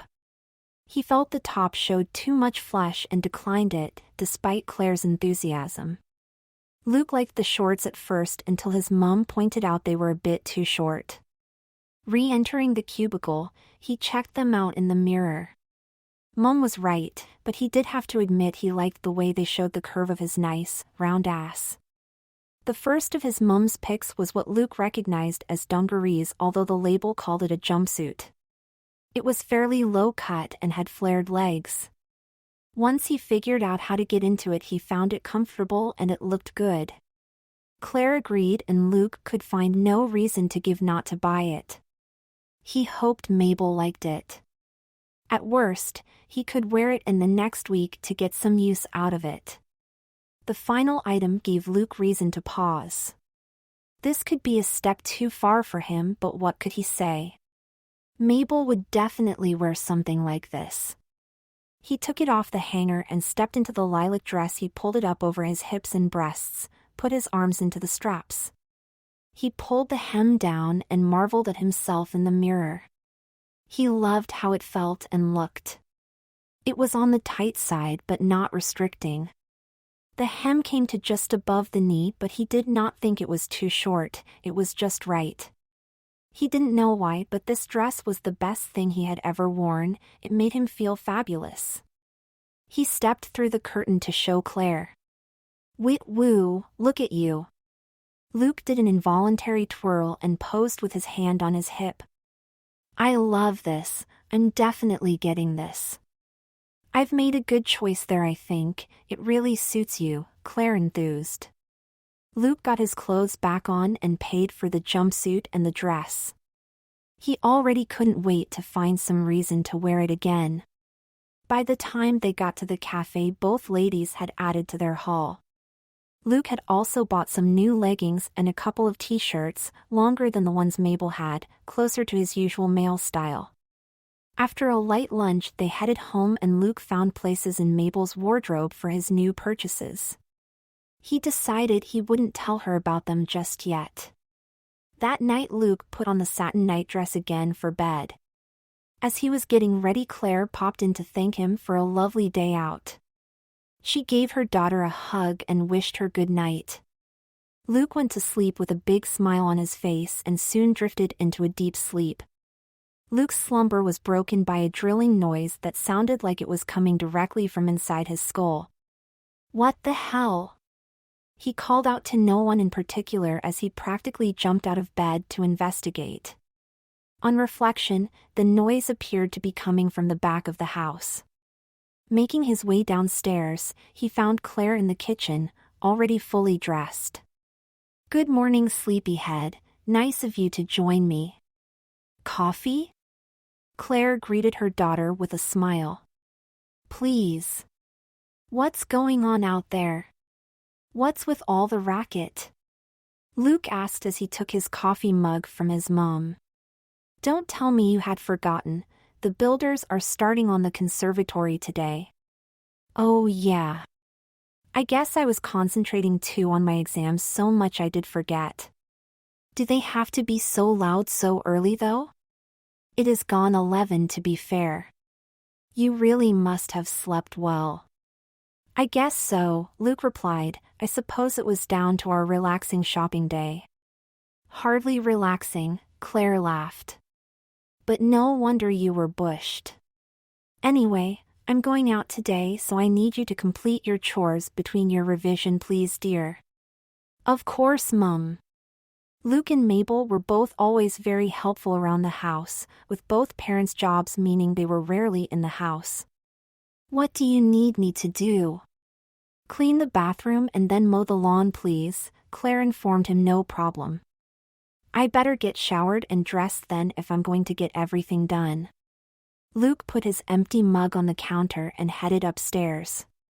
Thank you, Claire called after him, and make sure to offer the builders a brew later too, please. We don't want to look rude. Sure thing, Mum. Have a good day.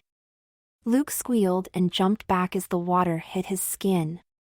He had forgotten how sensitive his skin was since he had his body hair removed and had turned the water up too hot. Eventually he got the water cooled to a reasonable degree and started to wash himself, using Mabel's feminine scented shower gel. He couldn't help but notice that his legs were no longer as smooth as they were a few days ago.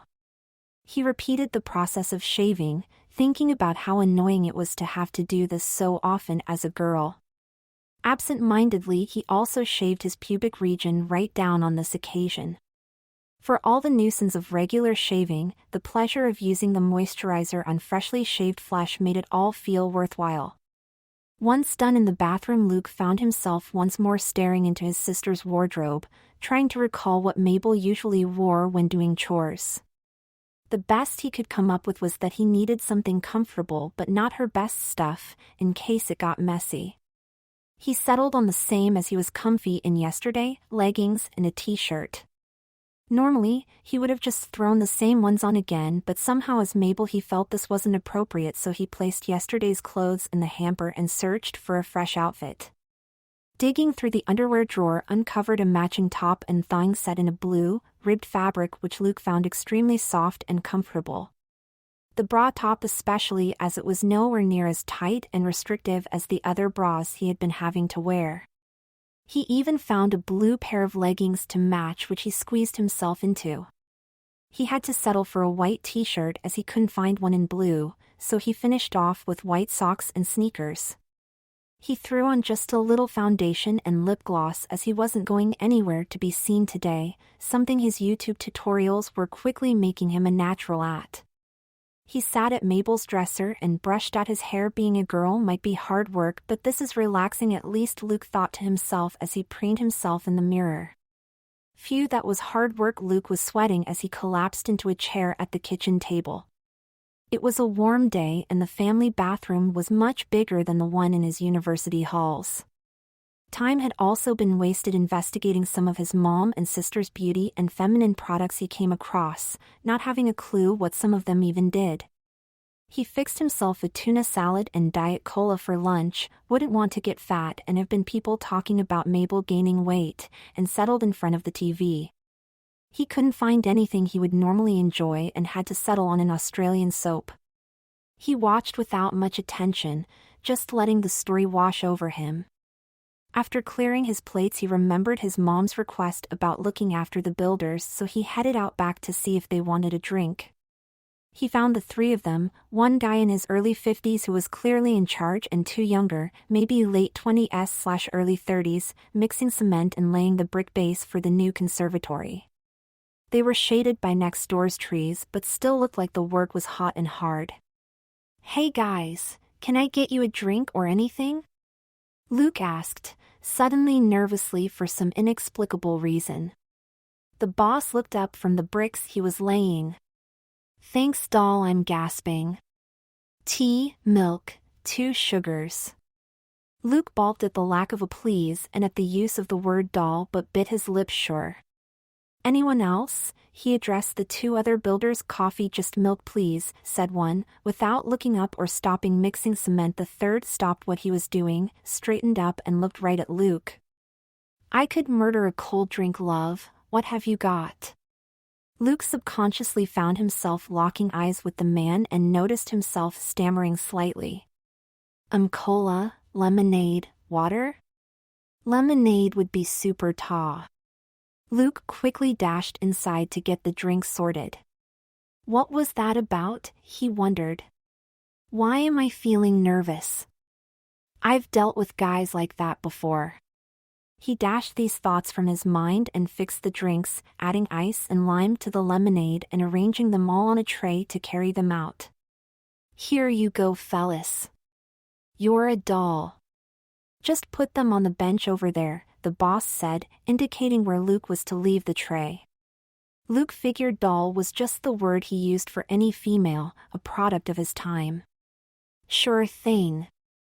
I need to mow the lawn later. I won't be in your way, will I? Not at all, you carry on. Wouldn't want you getting a spanking for not doing your chores, the old man leered, causing the others to stifle a giggle. Luke felt his face turning red and hurried inside. I'd give it a spanking, he heard one of them say as he got back inside, a comment which set of more laughter. OMG, guys are disgusting, he thought. How do girls put up with this shit? How would that even feel good, those big rough hands on my little? But Luke gave his head a wobble. Enough, let's just get the grass mown and I can avoid them the rest of the day. With his headphones in, with his phone tucked into his waistband, damn not having pockets in these leggings, and concentration on the job at hand, Luke set about mowing the lawn while avoiding any more interaction with the builders. To their credit, they were busy grafting and seemed to be paying him no more mind anyway. This plan was working until he was putting the mower back in the shed and his phone rang. It was Robin. Hey babe, how's things going? Robin asked cheerily. Not bad, just finishing my chores, Luke answered equally cheerily. What a good girl, Robin laughed. I meant, how are you getting on generally? How has your first week as a girl been? Okay, I guess. The exam was fine, as expected, and I'm sure nobody suspected anything. Of course not, you looked perfect. Done anything else? I've been trying to keep a low profile, although my mom insisted I go shopping with her yesterday. Oh, exciting. Did you get anything nice? Luke couldn't tell if Robin was teasing him, genuinely interested, or just trying to help him pretend to be Mabel. In truth, it was probably a mixture of all three, so he decided to play up to his new role. A new jumpsuit and a cute lilac dress. Sounds nice, can't wait to see you in them. I am not wearing a dress, I only got it to keep Mum happy. I just hope Mabel likes it. Spoil sport. Fine, but can wear the jumpsuit for your exam tomorrow and then I can meet you afterwards. I've got a treat for you. Are you listening to me? Robin asked. But Luke wasn't properly listening. He had the phone to his ear still but was watching across the lawn. The builders were still hard at it, but the friendly one was now laying bricks with his shirt off. He had tribal tattoos around both arms, a good tan and what Luke recognized as abs, something he had never been in danger of having himself. This was what could be described as a fine specimen of manliness, a description Luke had never had ascribed to him. Sorry, what? Luke came back to his senses. I said I have a treat for you tomorrow, if you wear your jumpsuit so I can see it. Sounds like a deal. See you tomorrow then. See you, babe, good luck with the exam. Like I need it, haha, but thanks. All that mowing had got Luke hot and bothered, and he felt the urge for another cool shower before Mom got home for dinner.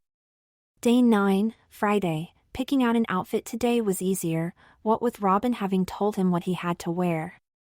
All he had to do was pick out his underwear, opting for a pair of black lace French-cut panties and matching bra. The thongs had been surprisingly comfy, but it was nice to put something fuller on again. Having sussed it out in the changing room in the store, getting into the jumpsuit was much easier this time around. It was mainly black and was decorated with a tropical floral print in green and white. Once zipped up at the back, Luke applied his makeup and packed his backpack. Sneakers on and he was ready to go, except he was having trouble walking without tripping over the legs of the jumpsuit. They were flared and he kept standing on them, as if they were too long. He hadn't noticed this before and he didn't have time to be worrying about it this morning. He would have to change and just explain to Robin. He threw open the wardrobe to see if Mabel had anything similar he could pass off as new. Rifling through the rail, he despaired as he didn't see anything suitable. There must be something I can do, he thought as his eyes roamed around all of Mabel's clothing options. His eyes settled on a pair of red high heels. That would keep the hem off the floor, but they are way too high, Luke thought. But he rummaged through Mabel's fairly extensive shoe collection and came up with a pair of black, open-toed shoes with a 1.5 inches heel.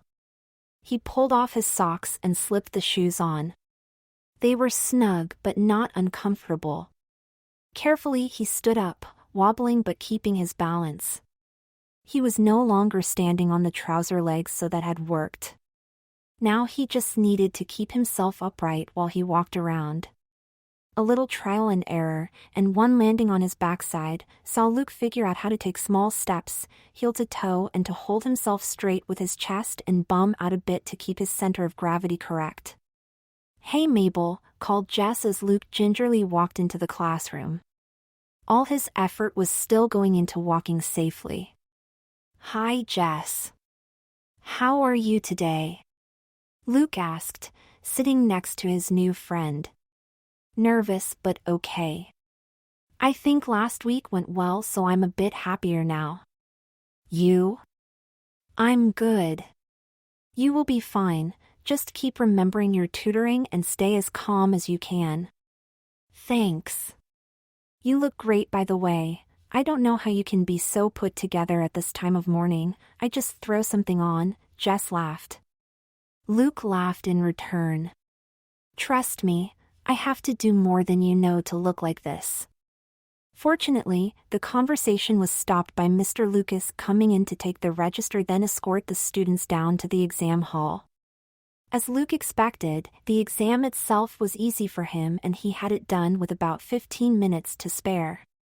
To avoid suspicion at Mabel's sudden ease, he spent this time pretending he was still figuring out and answering questions. Outside the exam hall, Luke quickly shared his experiences with his fellow students before excusing himself to the ladies' room. He had drunk a full bottle of water in the exam and was now busting to go. Safely ensconced in the cubicle, Luke went to lower his trousers. Shit, he had forgotten he was wearing a jumpsuit, so had to unzip himself and lower the whole thing, then his panties. Sitting on the loo, he felt very exposed, as good as naked apart from his bra. He had never felt as vulnerable. This outfit was cute but not really practical. He relieved himself as quickly as he could so he could get redressed and on his way. Robin was waiting for him at college gates. "Hey cutie, you look amazing," she called as Luke approached. Luke blushed but struck a pose to amuse his friend. "Thanks babe, it's new, do you like it?" Robin laughed. "I do, and it suits you." "Aw shucks. You look good too, by the way." Robin was wearing a calf-length white skirt, an orange crop top and wedge sandals. "Thank you. Now come on, I promised you a treat." "Where are we going?" Luke started to get out his car keys. "It's a surprise." "Don't worry about the car, we can walk from here, it's only 10 minutes into town. Be easier than trying to find a parking space." "Fair enough, come on then." The two of them fell into step, Luke now walking in his heels as if it was natural to him. He wasn't even having to think about it now, he was just exchanging small talk with Robin as they headed towards the town center. Robin, however, had not failed to notice the footwear her friend was wearing on her feet. "So I see you are embracing plenty of aspects of girlhood," Robin suggested, making sure no one was in earshot so as not to embarrass Luke of risk him being outed. "What do you mean?" Luke said. "I'm just acting as Mabel would, as best as I can." "I know that, but you have taken to it well. I mean, you have bought and worn a new outfit, your makeup is on point, and the telltale click-clack of your heels on this pavement couldn't be any more feminine," Robin teased. "Well, it was the only way to not stand on my jumpsuit. And why not try to do things properly? I don't want to get caught out, that would be a million times worse. It's only for 2 weeks, then I can just forget it all anyway and go back to being Luke." Luke wasn't angry per se but was frustrated at what he thought Robin might be trying to imply. Robin picked up on this frustration. "I'm not insulting you, I think it's great." She pulled Luke into a hug. What you are doing for your sister is fantastic, and I absolutely agree you should make the most of this 2-week experience of a different way of life. Thank you. Luke felt a strange sense of relief that Robin was accepting his recent decisions. And on that note, here we are. Robin waved her hand to demonstrate the shop they had stopped outside, Infinity Nails. Luke gulped. What are we doing here? Well, I noticed your nails are looking a bit sad, Robin said, plus with those shoes your toenails need tarting up as well, so it's worked out as good timing. But how will I hide them next week? Luke queried. They only last a few weeks before they grow out, or you can come back and get them removed. I'm having mine done too, so we can match. That idea did appeal to Luke if he was honest.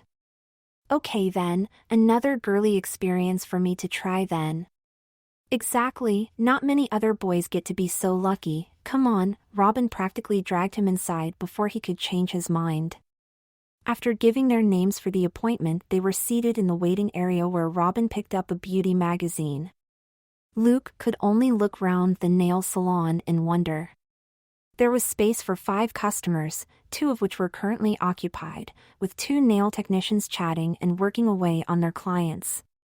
Behind them were at least 300 bottles of nail polish in every shade and color you could imagine.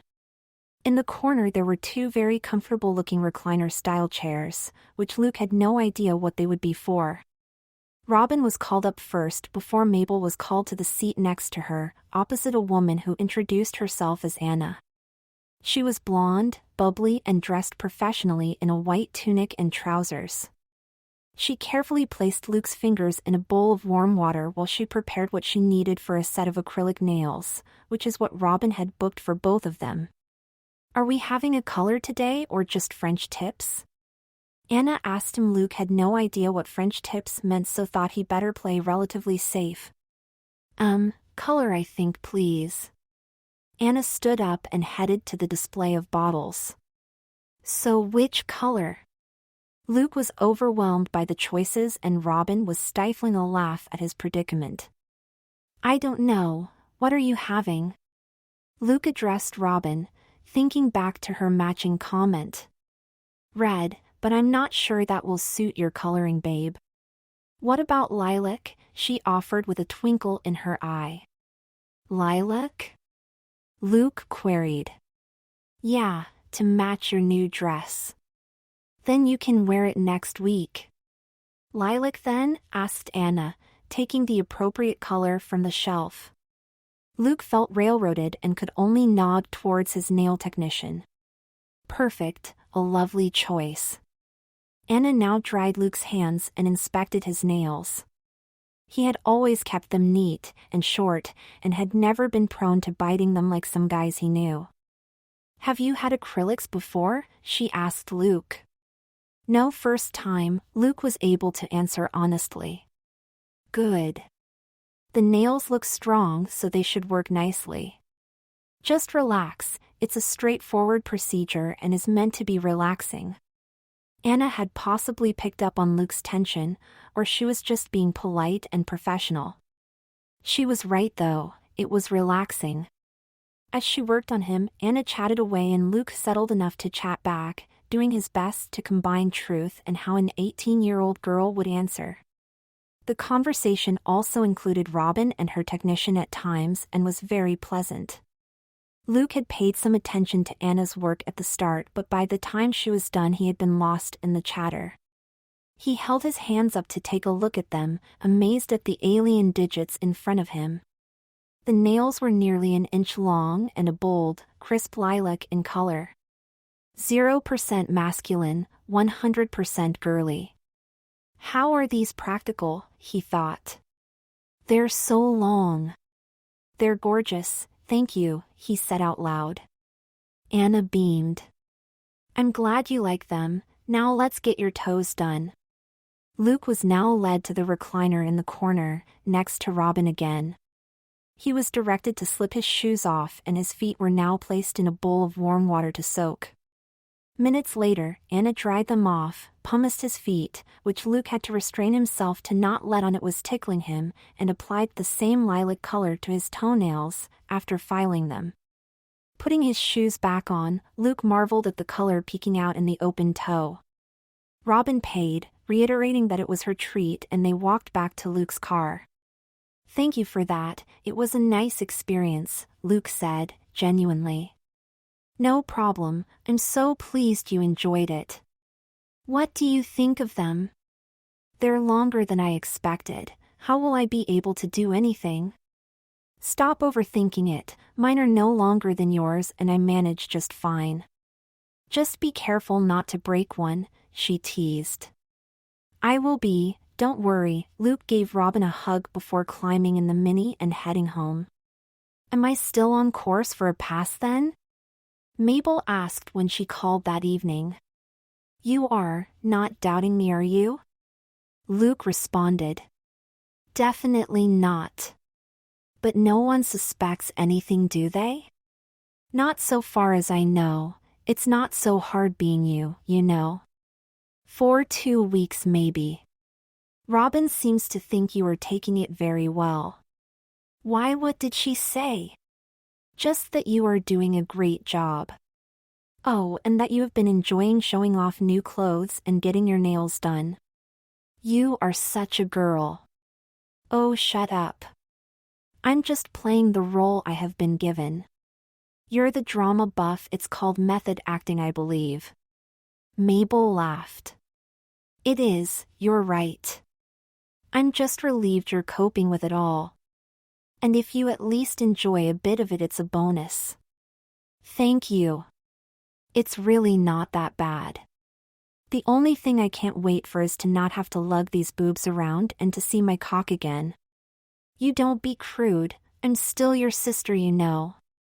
Sorry. "It's okay. Just a few more days and you can be Luke again." "I know, I'm counting it down." "How are you getting on there?" Luke changed the subject. "It's good. The university life is definitely for me. I can't wait to be there full-time next year." "And you will be, thanks to me. Marcus is looking after you, isn't he?" "Oh yes." Luke sensed something in Mabel's tone but couldn't work it out. "He's been a real gentleman and has shown me all the sights and introduced me to loads of cool people." "Glad it's so easy for you." "Oh, stop getting your panties in a bunch, you're doing great. Just keep it together." "I'll see you next week." "Will do. Take care." Day 10, Saturday, with Claire in bed after starting nights again, no chores to do and no revision necessary, Luke had nothing to motivate him to get dressed or do anything on Saturday morning. He simply slobbed out in a pair of satin PJs. His reverie was broken around 11 by a text from Ella. "Hey babe. Any plans this afternoon?" XX. "Not at all." "Why, what's going down?" X. Luke replied. "We're going down to the Lido to enjoy the spring sunshine while it lasts." XX. "Not sure about that X. Why not, babe?" XX. "Isn't that obvious?" XO. "Is it your time of the month?" XX. Had Ella forgotten which Mabel she was messaging? Piss off. "I meant I can't be showing off in a swimsuit, I'm not really Mabel, remember?" "Of course you are, for now at least. We have you looking the part and Robin said you are enjoying yourself. XXX. Oh God, is she telling everybody?" "Girls talk, babe, you should know that." "So are you in? We'd love you to join us." XXX. "Fine, I'm in XXYAY, I'll come to yours at 12 and we can walk round." "You'll have a great time." XXX. Luke was doubtful about that but resigned himself to get himself ready. His new morning routine was now second nature, including shaving, but everything was a degree harder today with his new nails. By the time he was done he had to hurry, so threw on a plain pink cotton bra and panties set, pink cotton shorts and white vest top. As well as a little makeup, he made sure to put plenty of sunblock on too. He found Mabel's beach bag, which had in a big sun hat, sunglasses and beach towel already in it. He put on the hat and sunglasses and a pair of flip-flops. He left the towel in the back and put in his purse, makeup, sunblock and phone.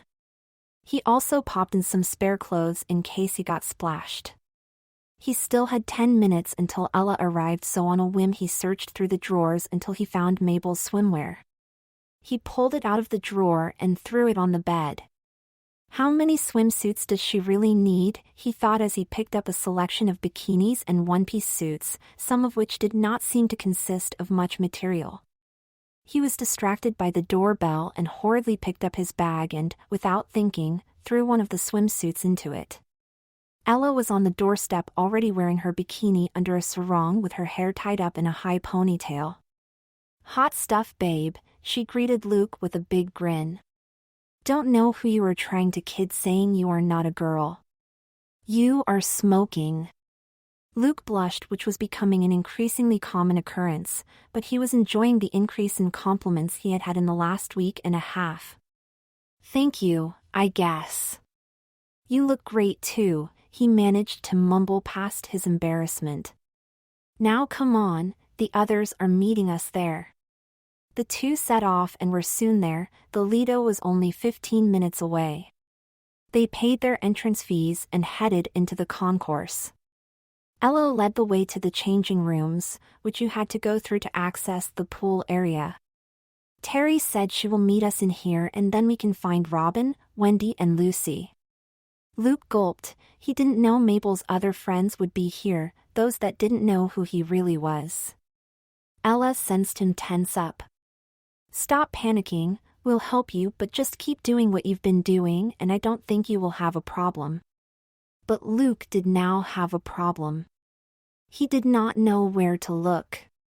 The changing room was filled with women and girls in various stages of undress.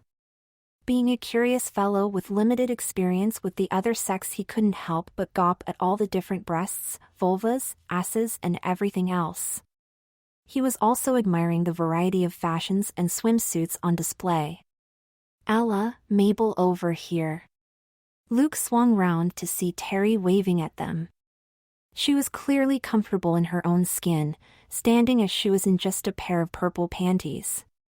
Although she was flat-chested, she had large brown nipples which were on display.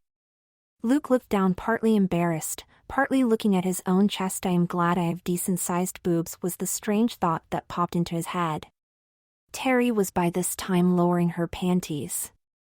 "Come on, Mabel, get your swimsuit on, the water will be lovely." No, I'm not swimming today," Luke stuttered. "Don't be soft, we're all swimming, it's what we are here for." Terry was now putting on her own red and white striped bikini. "I'll just sunbathe," said Luke, still looking at the floor. "Look at me," said Terry, which Luke did. "You don't need to be shy, we're all girls here. Now have you got a swimsuit in that bag of yours?" "Well, have you?" "Yes." "Well then, part of you at least must have wanted to swim. Now put it on, you can put your shorts and vest back on over it and you can then decide properly later." "Okay." Luke put his bag on the bench and slipped off his flip-flops. Slowly he removed his shorts and vest top and stood in his underwear. "I'll go find the others," said Ella. "Save you showing us both your wares, see you out there." Terry was now putting on an oversized shirt over her bikini and paying Luke no mind. He quickly took off his bra and panties and stepped into the suit. He pulled it up to his waist, put his arms in and straightened it out. It was like nothing he had ever worn before. It was soft but weirdly constricting, and only now did he notice the sides were cut out, showing off plenty of skin. He put sunblock on the now uncovered parts and put his clothes back over the top. "Ready?" asked Terry. "Ready." That wasn't so bad, was it? And I'm sure you liked the views in there, haha. Come on then, let's catch some rays. They found the other 4 girls at the far end of the Lido. They had managed to commandeer 6 sun loungers close to the pool's edge, a prime location. The pool itself was heaving with kids and their families playing, teens enjoying themselves and the odd lone adult trying to actually swim. Luke was glad to see Robin again and got into role as Mabel to hug and greet Wendy and Lucy, who each loved Mabel's swimsuit and nails. He was actually glad he had put the swimsuit on now, he would otherwise have been the only one of the 6 without one. They spent a couple of hours sunbathing and chatting, with the others climbing in the pool at irregular intervals to cool off. Luke resisted for as long as he could, preferring to watch the others, made easier by his dark sunglasses. All his friends were attractive and were showing plenty of skin, as were others around the Lido. "Right, last chance, Mabel, in that pool," said Robin. "I'm all right, really, I'm enjoying sunbathing." "Come on, you owe me." Luke peered at her over his sunglasses. "How do you figure?" "For the nails," said Robin. "You said they were a treat." "They were, but you still owe me. And what I want is to see you in that pool." "Ugh, fine." Luke stood up and put his hat and glasses on his lounger. These were followed by his shorts and vest. "Woo!" His friends cheered as he sat on the edge and eased himself into the water. It was colder than he expected and he let out a gasp. Robin climbed in beside him. "Get moving and you will warm up," she said. Luke followed her lead and swum to the other side and back. Every time he brought his arm over in a stroke he could feel the suit tightening around his body, very odd but not unpleasant. Luke spent about 25 minutes in the pool before wrapping himself in his towel and getting back to his sunlounger. It was gone 4 by the time they decided it was time to head home. All 6 girls were now in the changing room together. As it was the end of the day, it was much quieter in general, which relieved Luke a little. He knew he couldn't say or do anything now or he would risk alerting Wendy and or Lucy to something going on. He had no choice but to strip off and change in front of everyone. He positioned himself between Robin and Terry to provide some protection. He had showered in his suit on the way and so he knew he could just peel the suit off, wrap himself in his towel and get dried and dressed with little fuss. This was fine until he got his suit stuck round his feet and he tried to kick it off. This didn't work so he bent over to free his feet. Robin could not resist. Luke shot upright with a streak, feeling his breast forms bounce as he did so. His hand went straight to his backside. "Oh, what the hell?" Luke yelled. The other girls were falling about laughing as Robin stood with her towel rolled up, the weapon she had used to flick his butt. Sorry, she gasped between laughs. It was too good an opening to resist. In a manner of speaking, guffawed Wendy. Luke rubbed his butt and tried to look mad, but even he was having a hard time not laughing. Girls were just the same as guys in some respects, he mused. All his tension was gone now and he, like the other girls, put on his underwear and clothes, brushed his hair, put some lip gloss on and walked out smiling. What a great day he had had. Being Mabel was proving to be more fun than being Luke on reflection. Day 11, Sunday, ring ring ring ring ring ring ugh hello, groaned Luke into the mobile phone which had interrupted his slumber. Oh good you're up, said Mabel. Well I am now. What's going on, has something happened? Luke was wide awake now, Mabel could only be calling this early with bad news. He had been caught and they were in big shit was all he could assume. Nothing's happened but I'm sorry, I've just remembered something or rather you now, have to do this morning. What? Luke breathed a small sigh of relief, it couldn't be so bad. I said I would go into work this morning to cover a shift. Only 8:12. Thank you. Luke didn't feel like he had much choice here. You owe me even more for this. I know I will find a way to repay you. My uniform is hung up on the left of the wardrobe, the shoes are in the paver's shoebox. It's only waitressing, well within your capabilities. I better go get ready then. Thank you again, see you Tuesday. Yep. Luke hung up and forced himself out of bed. She better end up getting a first-class degree if I get her into uni after all this, he thought. Shit on it, Luke thought. He had seen Mabel in her uniform before but had never really taken it in. He had put on some white underwear and the white blouse of the hanger, struggling a bit before realizing the buttons are on the opposite side. Then he took the trousers from the hanger. Except they were not trousers. It was a navy blue skirt. Another new experience was incoming. He stepped into it and pulled it to his waist. The skirt came to just below the knee and was fairly restrictive. He did up the zip and looked at himself in the mirror. That doesn't look right, Luke pondered on the problem. Of course, he unzipped again, turned the skirt round and zipped it up again at the back. Much better. The shoes turned out to be navy with a 2-inch heel. He was glad of the practice in the others previously. He would have no problem with these. Hair brushed and a full face of makeup later and he was ready for work. He finished off with a silver chain necklace and clip-on silver stud earrings which he had found in Mabel's dresser during a previous rummage. Jewelry was another first, but he felt it fit perfectly with his current outfit.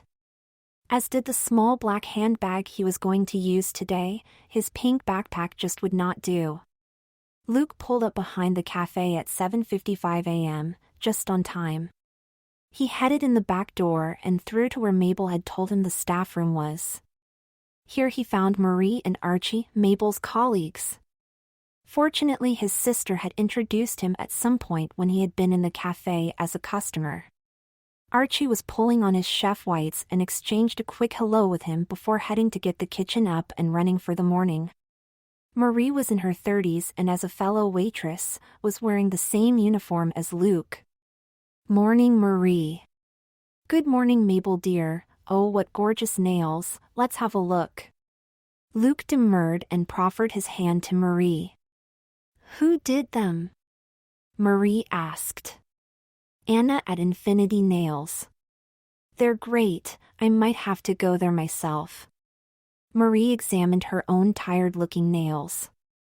Anyway, put your bag down and let's get out there. Luke did as he was told and followed Marie through the kitchen and into the cafe area. The 30 minutes before opening was spent setting tables, making sure condiment jars were filled, getting the water boiler warmed up and other general prep. As Marie unlocked the door at 8:30 a.m., she reminded Luke to put his apron on, make sure he had his pad and pencil ready to take orders. Luke found the apron under the counter and tied it around his waist, noting that the frilly article had a look of a French maid about it. Mabel had been right, the job had been well within his capabilities. The cafe was relatively quiet and Marie and Archie worked efficiently around him. All he had to do was take orders, make drinks, serve food and some washing up. That was all easy. The hard part was being on his feet all morning and having to smile constantly at the customers. When he sat in the staff room at 12, his feet and his face both ached. He was rubbing his bare feet when Robin came in to start the lunch shift. Hey babe, how was your morning? She asked Luke. Okay, I guess, after Mabel sprung it on me at 6:30 this morning. Oh, bless you. Get yourself home and relax then, one last big exam tomorrow and then it'll all be over. Luke was putting his shoes back on and standing up when Robin said this. He felt an uninvited twang of disappointment at the thought of that. We do look good in our matching uniforms though, he joked. We do, Robin said. I knew I'd get those lovely legs of yours in a skirt eventually, she teased.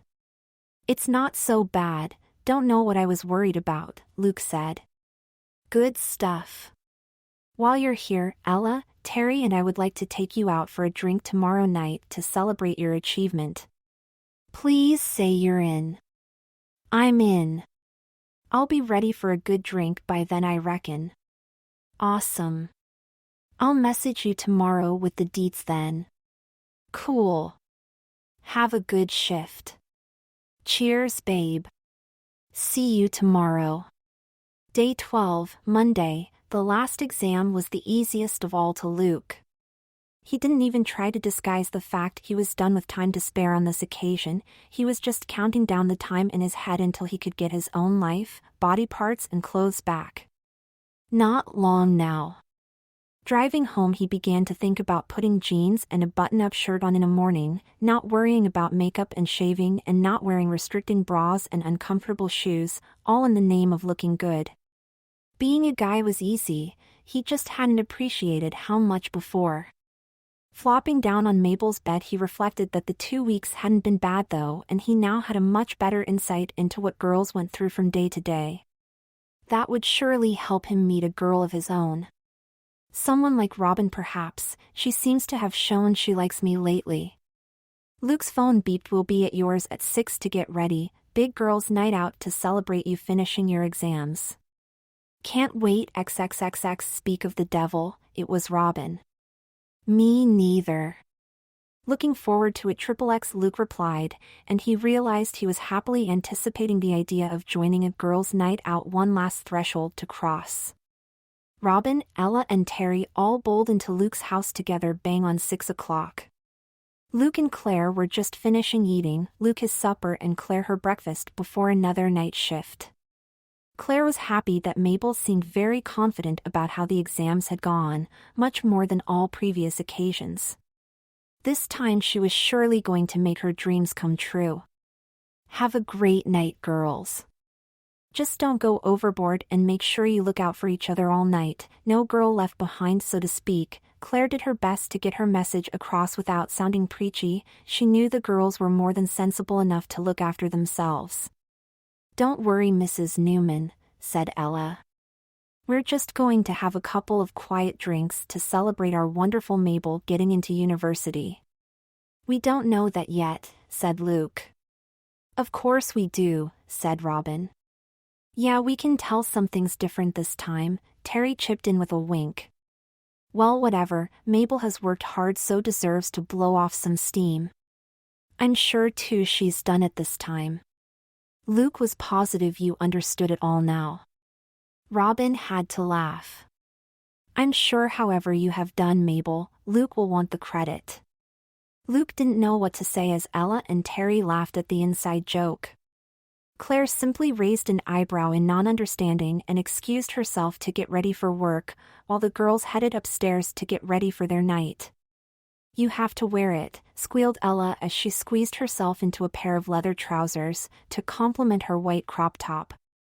Absolutely, added Terry, who was by now spiking her hair up. She was wearing a red dress which matched the shade of her hair perfectly. I can't. It's too weird. Luke moaned. He had put on jeans and a blouse but was now being badgered to change. Why did you buy it then? Robin asked while putting her 4-inch heels on to match her white jeans and top. Just to keep my mom off my back. When she saw it on me I had to keep up the illusion of being Mabel, didn't I? Oh, so you have worn it? Ella was growing increasingly excited and high-pitched. Calm down, Ella. Yes, I tried it on in the store. And, what did you think? Asked Terry. Luke paused, and this was enough for Robin to suspect his thoughts and jump in.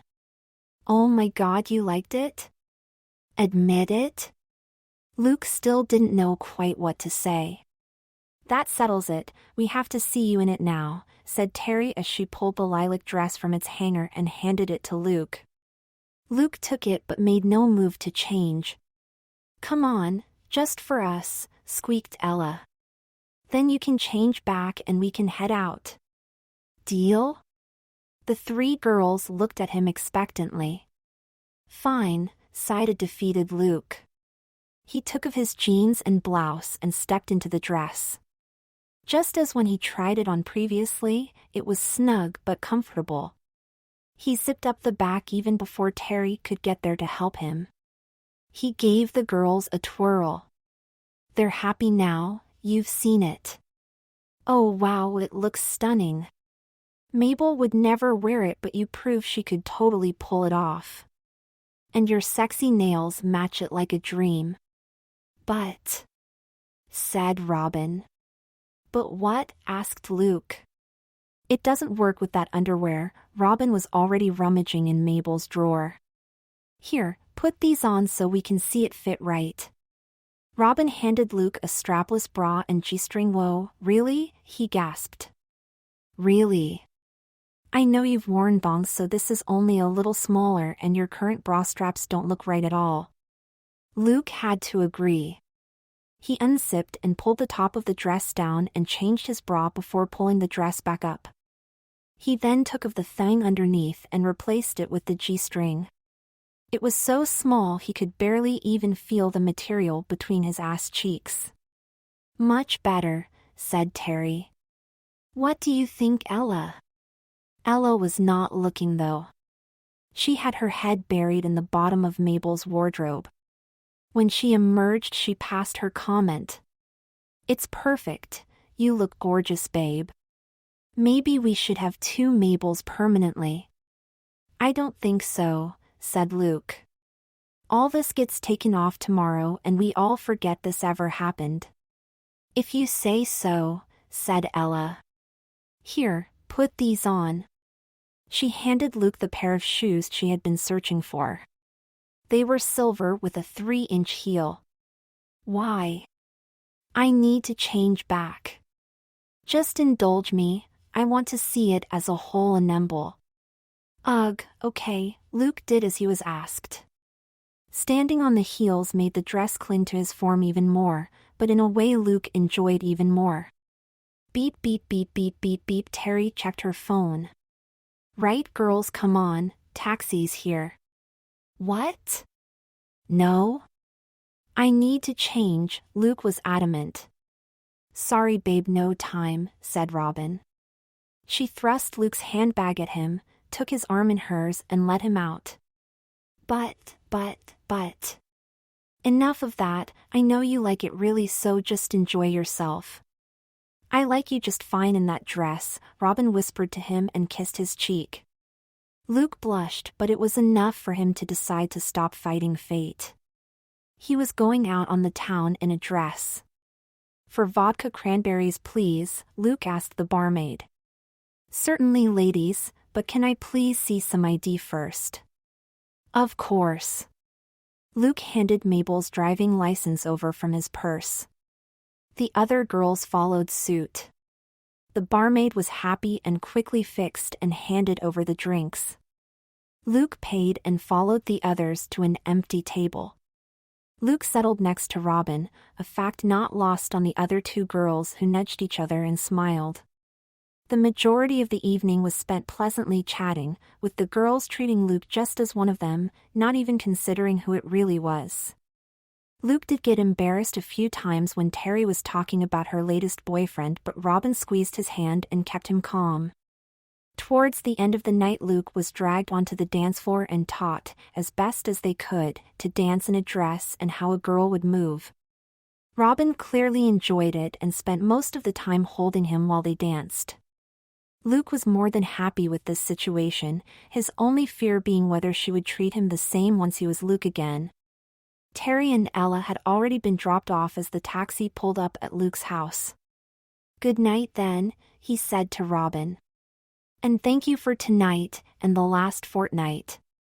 I couldn't have done it without you, I don't think. I'm glad to have helped, but you could have done it. You're wonderful, and as it turns out, you've been a natural, Mabel. I just hope this isn't the last I've seen of this version. Robin didn't give Luke a chance to deny her hopes, instead leaning in for a kiss and locking lips with Luke. Luke kissed Robin back, delighting in the feeling of both sets of lips being lipstick-coated. Now, you better go. I'll talk to you tomorrow. Robin kissed him again and Luke stepped out of the taxi in a daze. He practically floated to the door, not noticing his Jeep on the drive or the lounge lights on. Holy shit, I look good in that dress, huh? Is it new? Mabel stood to meet Luke as he came in. Luke exclaimed in shock. Mabel, what are you doing here at this time of night? Waiting for you, obviously, Mabel crossed her arms. We need to get you changed back. If Mom comes home and you still look like this, I don't think we can talk our way out of it. Obviously. I just wasn't expecting you yet. Yeah, well, here I am. Now get in that bathroom and we can get you sorted. I have the adhesive remover so we can get those breasts off and release little Lukey. Luke was embarrassed at that but too excited to stand to pee again, so he hurried up to the bathroom with the can of spray Mabel handed him. He dumped his clothes in the hamper and took one last look at his naked female form. He cleansed his face with makeup remover wipes and then used the spray to release the breasts. After a few goes and rubbing the liquid in, the glue gradually released and he was free of the weight on his chest. He used the spray down below too and quickly had his penis free. Was it always so small? Luke thought. No, it's just shriveled from being trapped, it'll be fine soon enough. Luke had to lay on the floor to manipulate his balls from the cavity Terry had helped hide them in. They definitely seemed smaller too. Luke threw on his male bathrobe, now scratchy on his smooth skin, and called Mabel in. She had collected another bottle and used it to remove his acrylic nails as they chatted, and Luke filled her in on his experiences. Another look in the mirror revealed Luke, albeit a Luke with a feminine hairstyle. What can I do about that? He asked. You'll have to get it cut, but it'll have to be short and then you can grow it out again. Easy enough, Luke said and pulled his dad's hair clippers from the bathroom cabinet. A few minutes later and he had a perfectly manly buzz cut. Perfect, said Mabel, and thank you so much. She hugged her brother. I will find a way to repay you. Don't fret about it. If it helps you realize your dreams, it will all be worth it. Luke retired to his old room, put on his flannel pajamas and had the worst night's sleep he had had in a couple of weeks. Day 13, Tuesday. Hey man, welcome back. You feeling better? Marcus asked. Much thanks. Been a weird couple of weeks, but think I'm all back to normal now. Whatever normal is, Luke joked. Well, whatever, it's good to see you, man. Yeah, sorry you've had to put up with that annoying sister of mine. Hope she wasn't too much of a drag. Nah man, she's pretty cool actually. We've had fun, I think. Be nice if she could visit again actually, she's way more fun than you, Marcus said. Aw, thanks mate. Just kidding, but I wouldn't mind, that's all I'm saying. Oh God, don't tell me something went on. No, I wouldn't do that to you. That's bro code stuff, man. Although.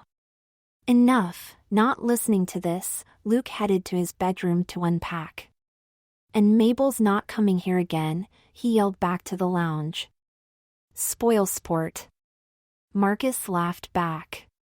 Luke quickly unpacked the few clothes and belongings he had taken home, back when he had planned to simply tutor Mabel for a few days. He also took out a pink backpack. He hoped Mabel wouldn't miss it.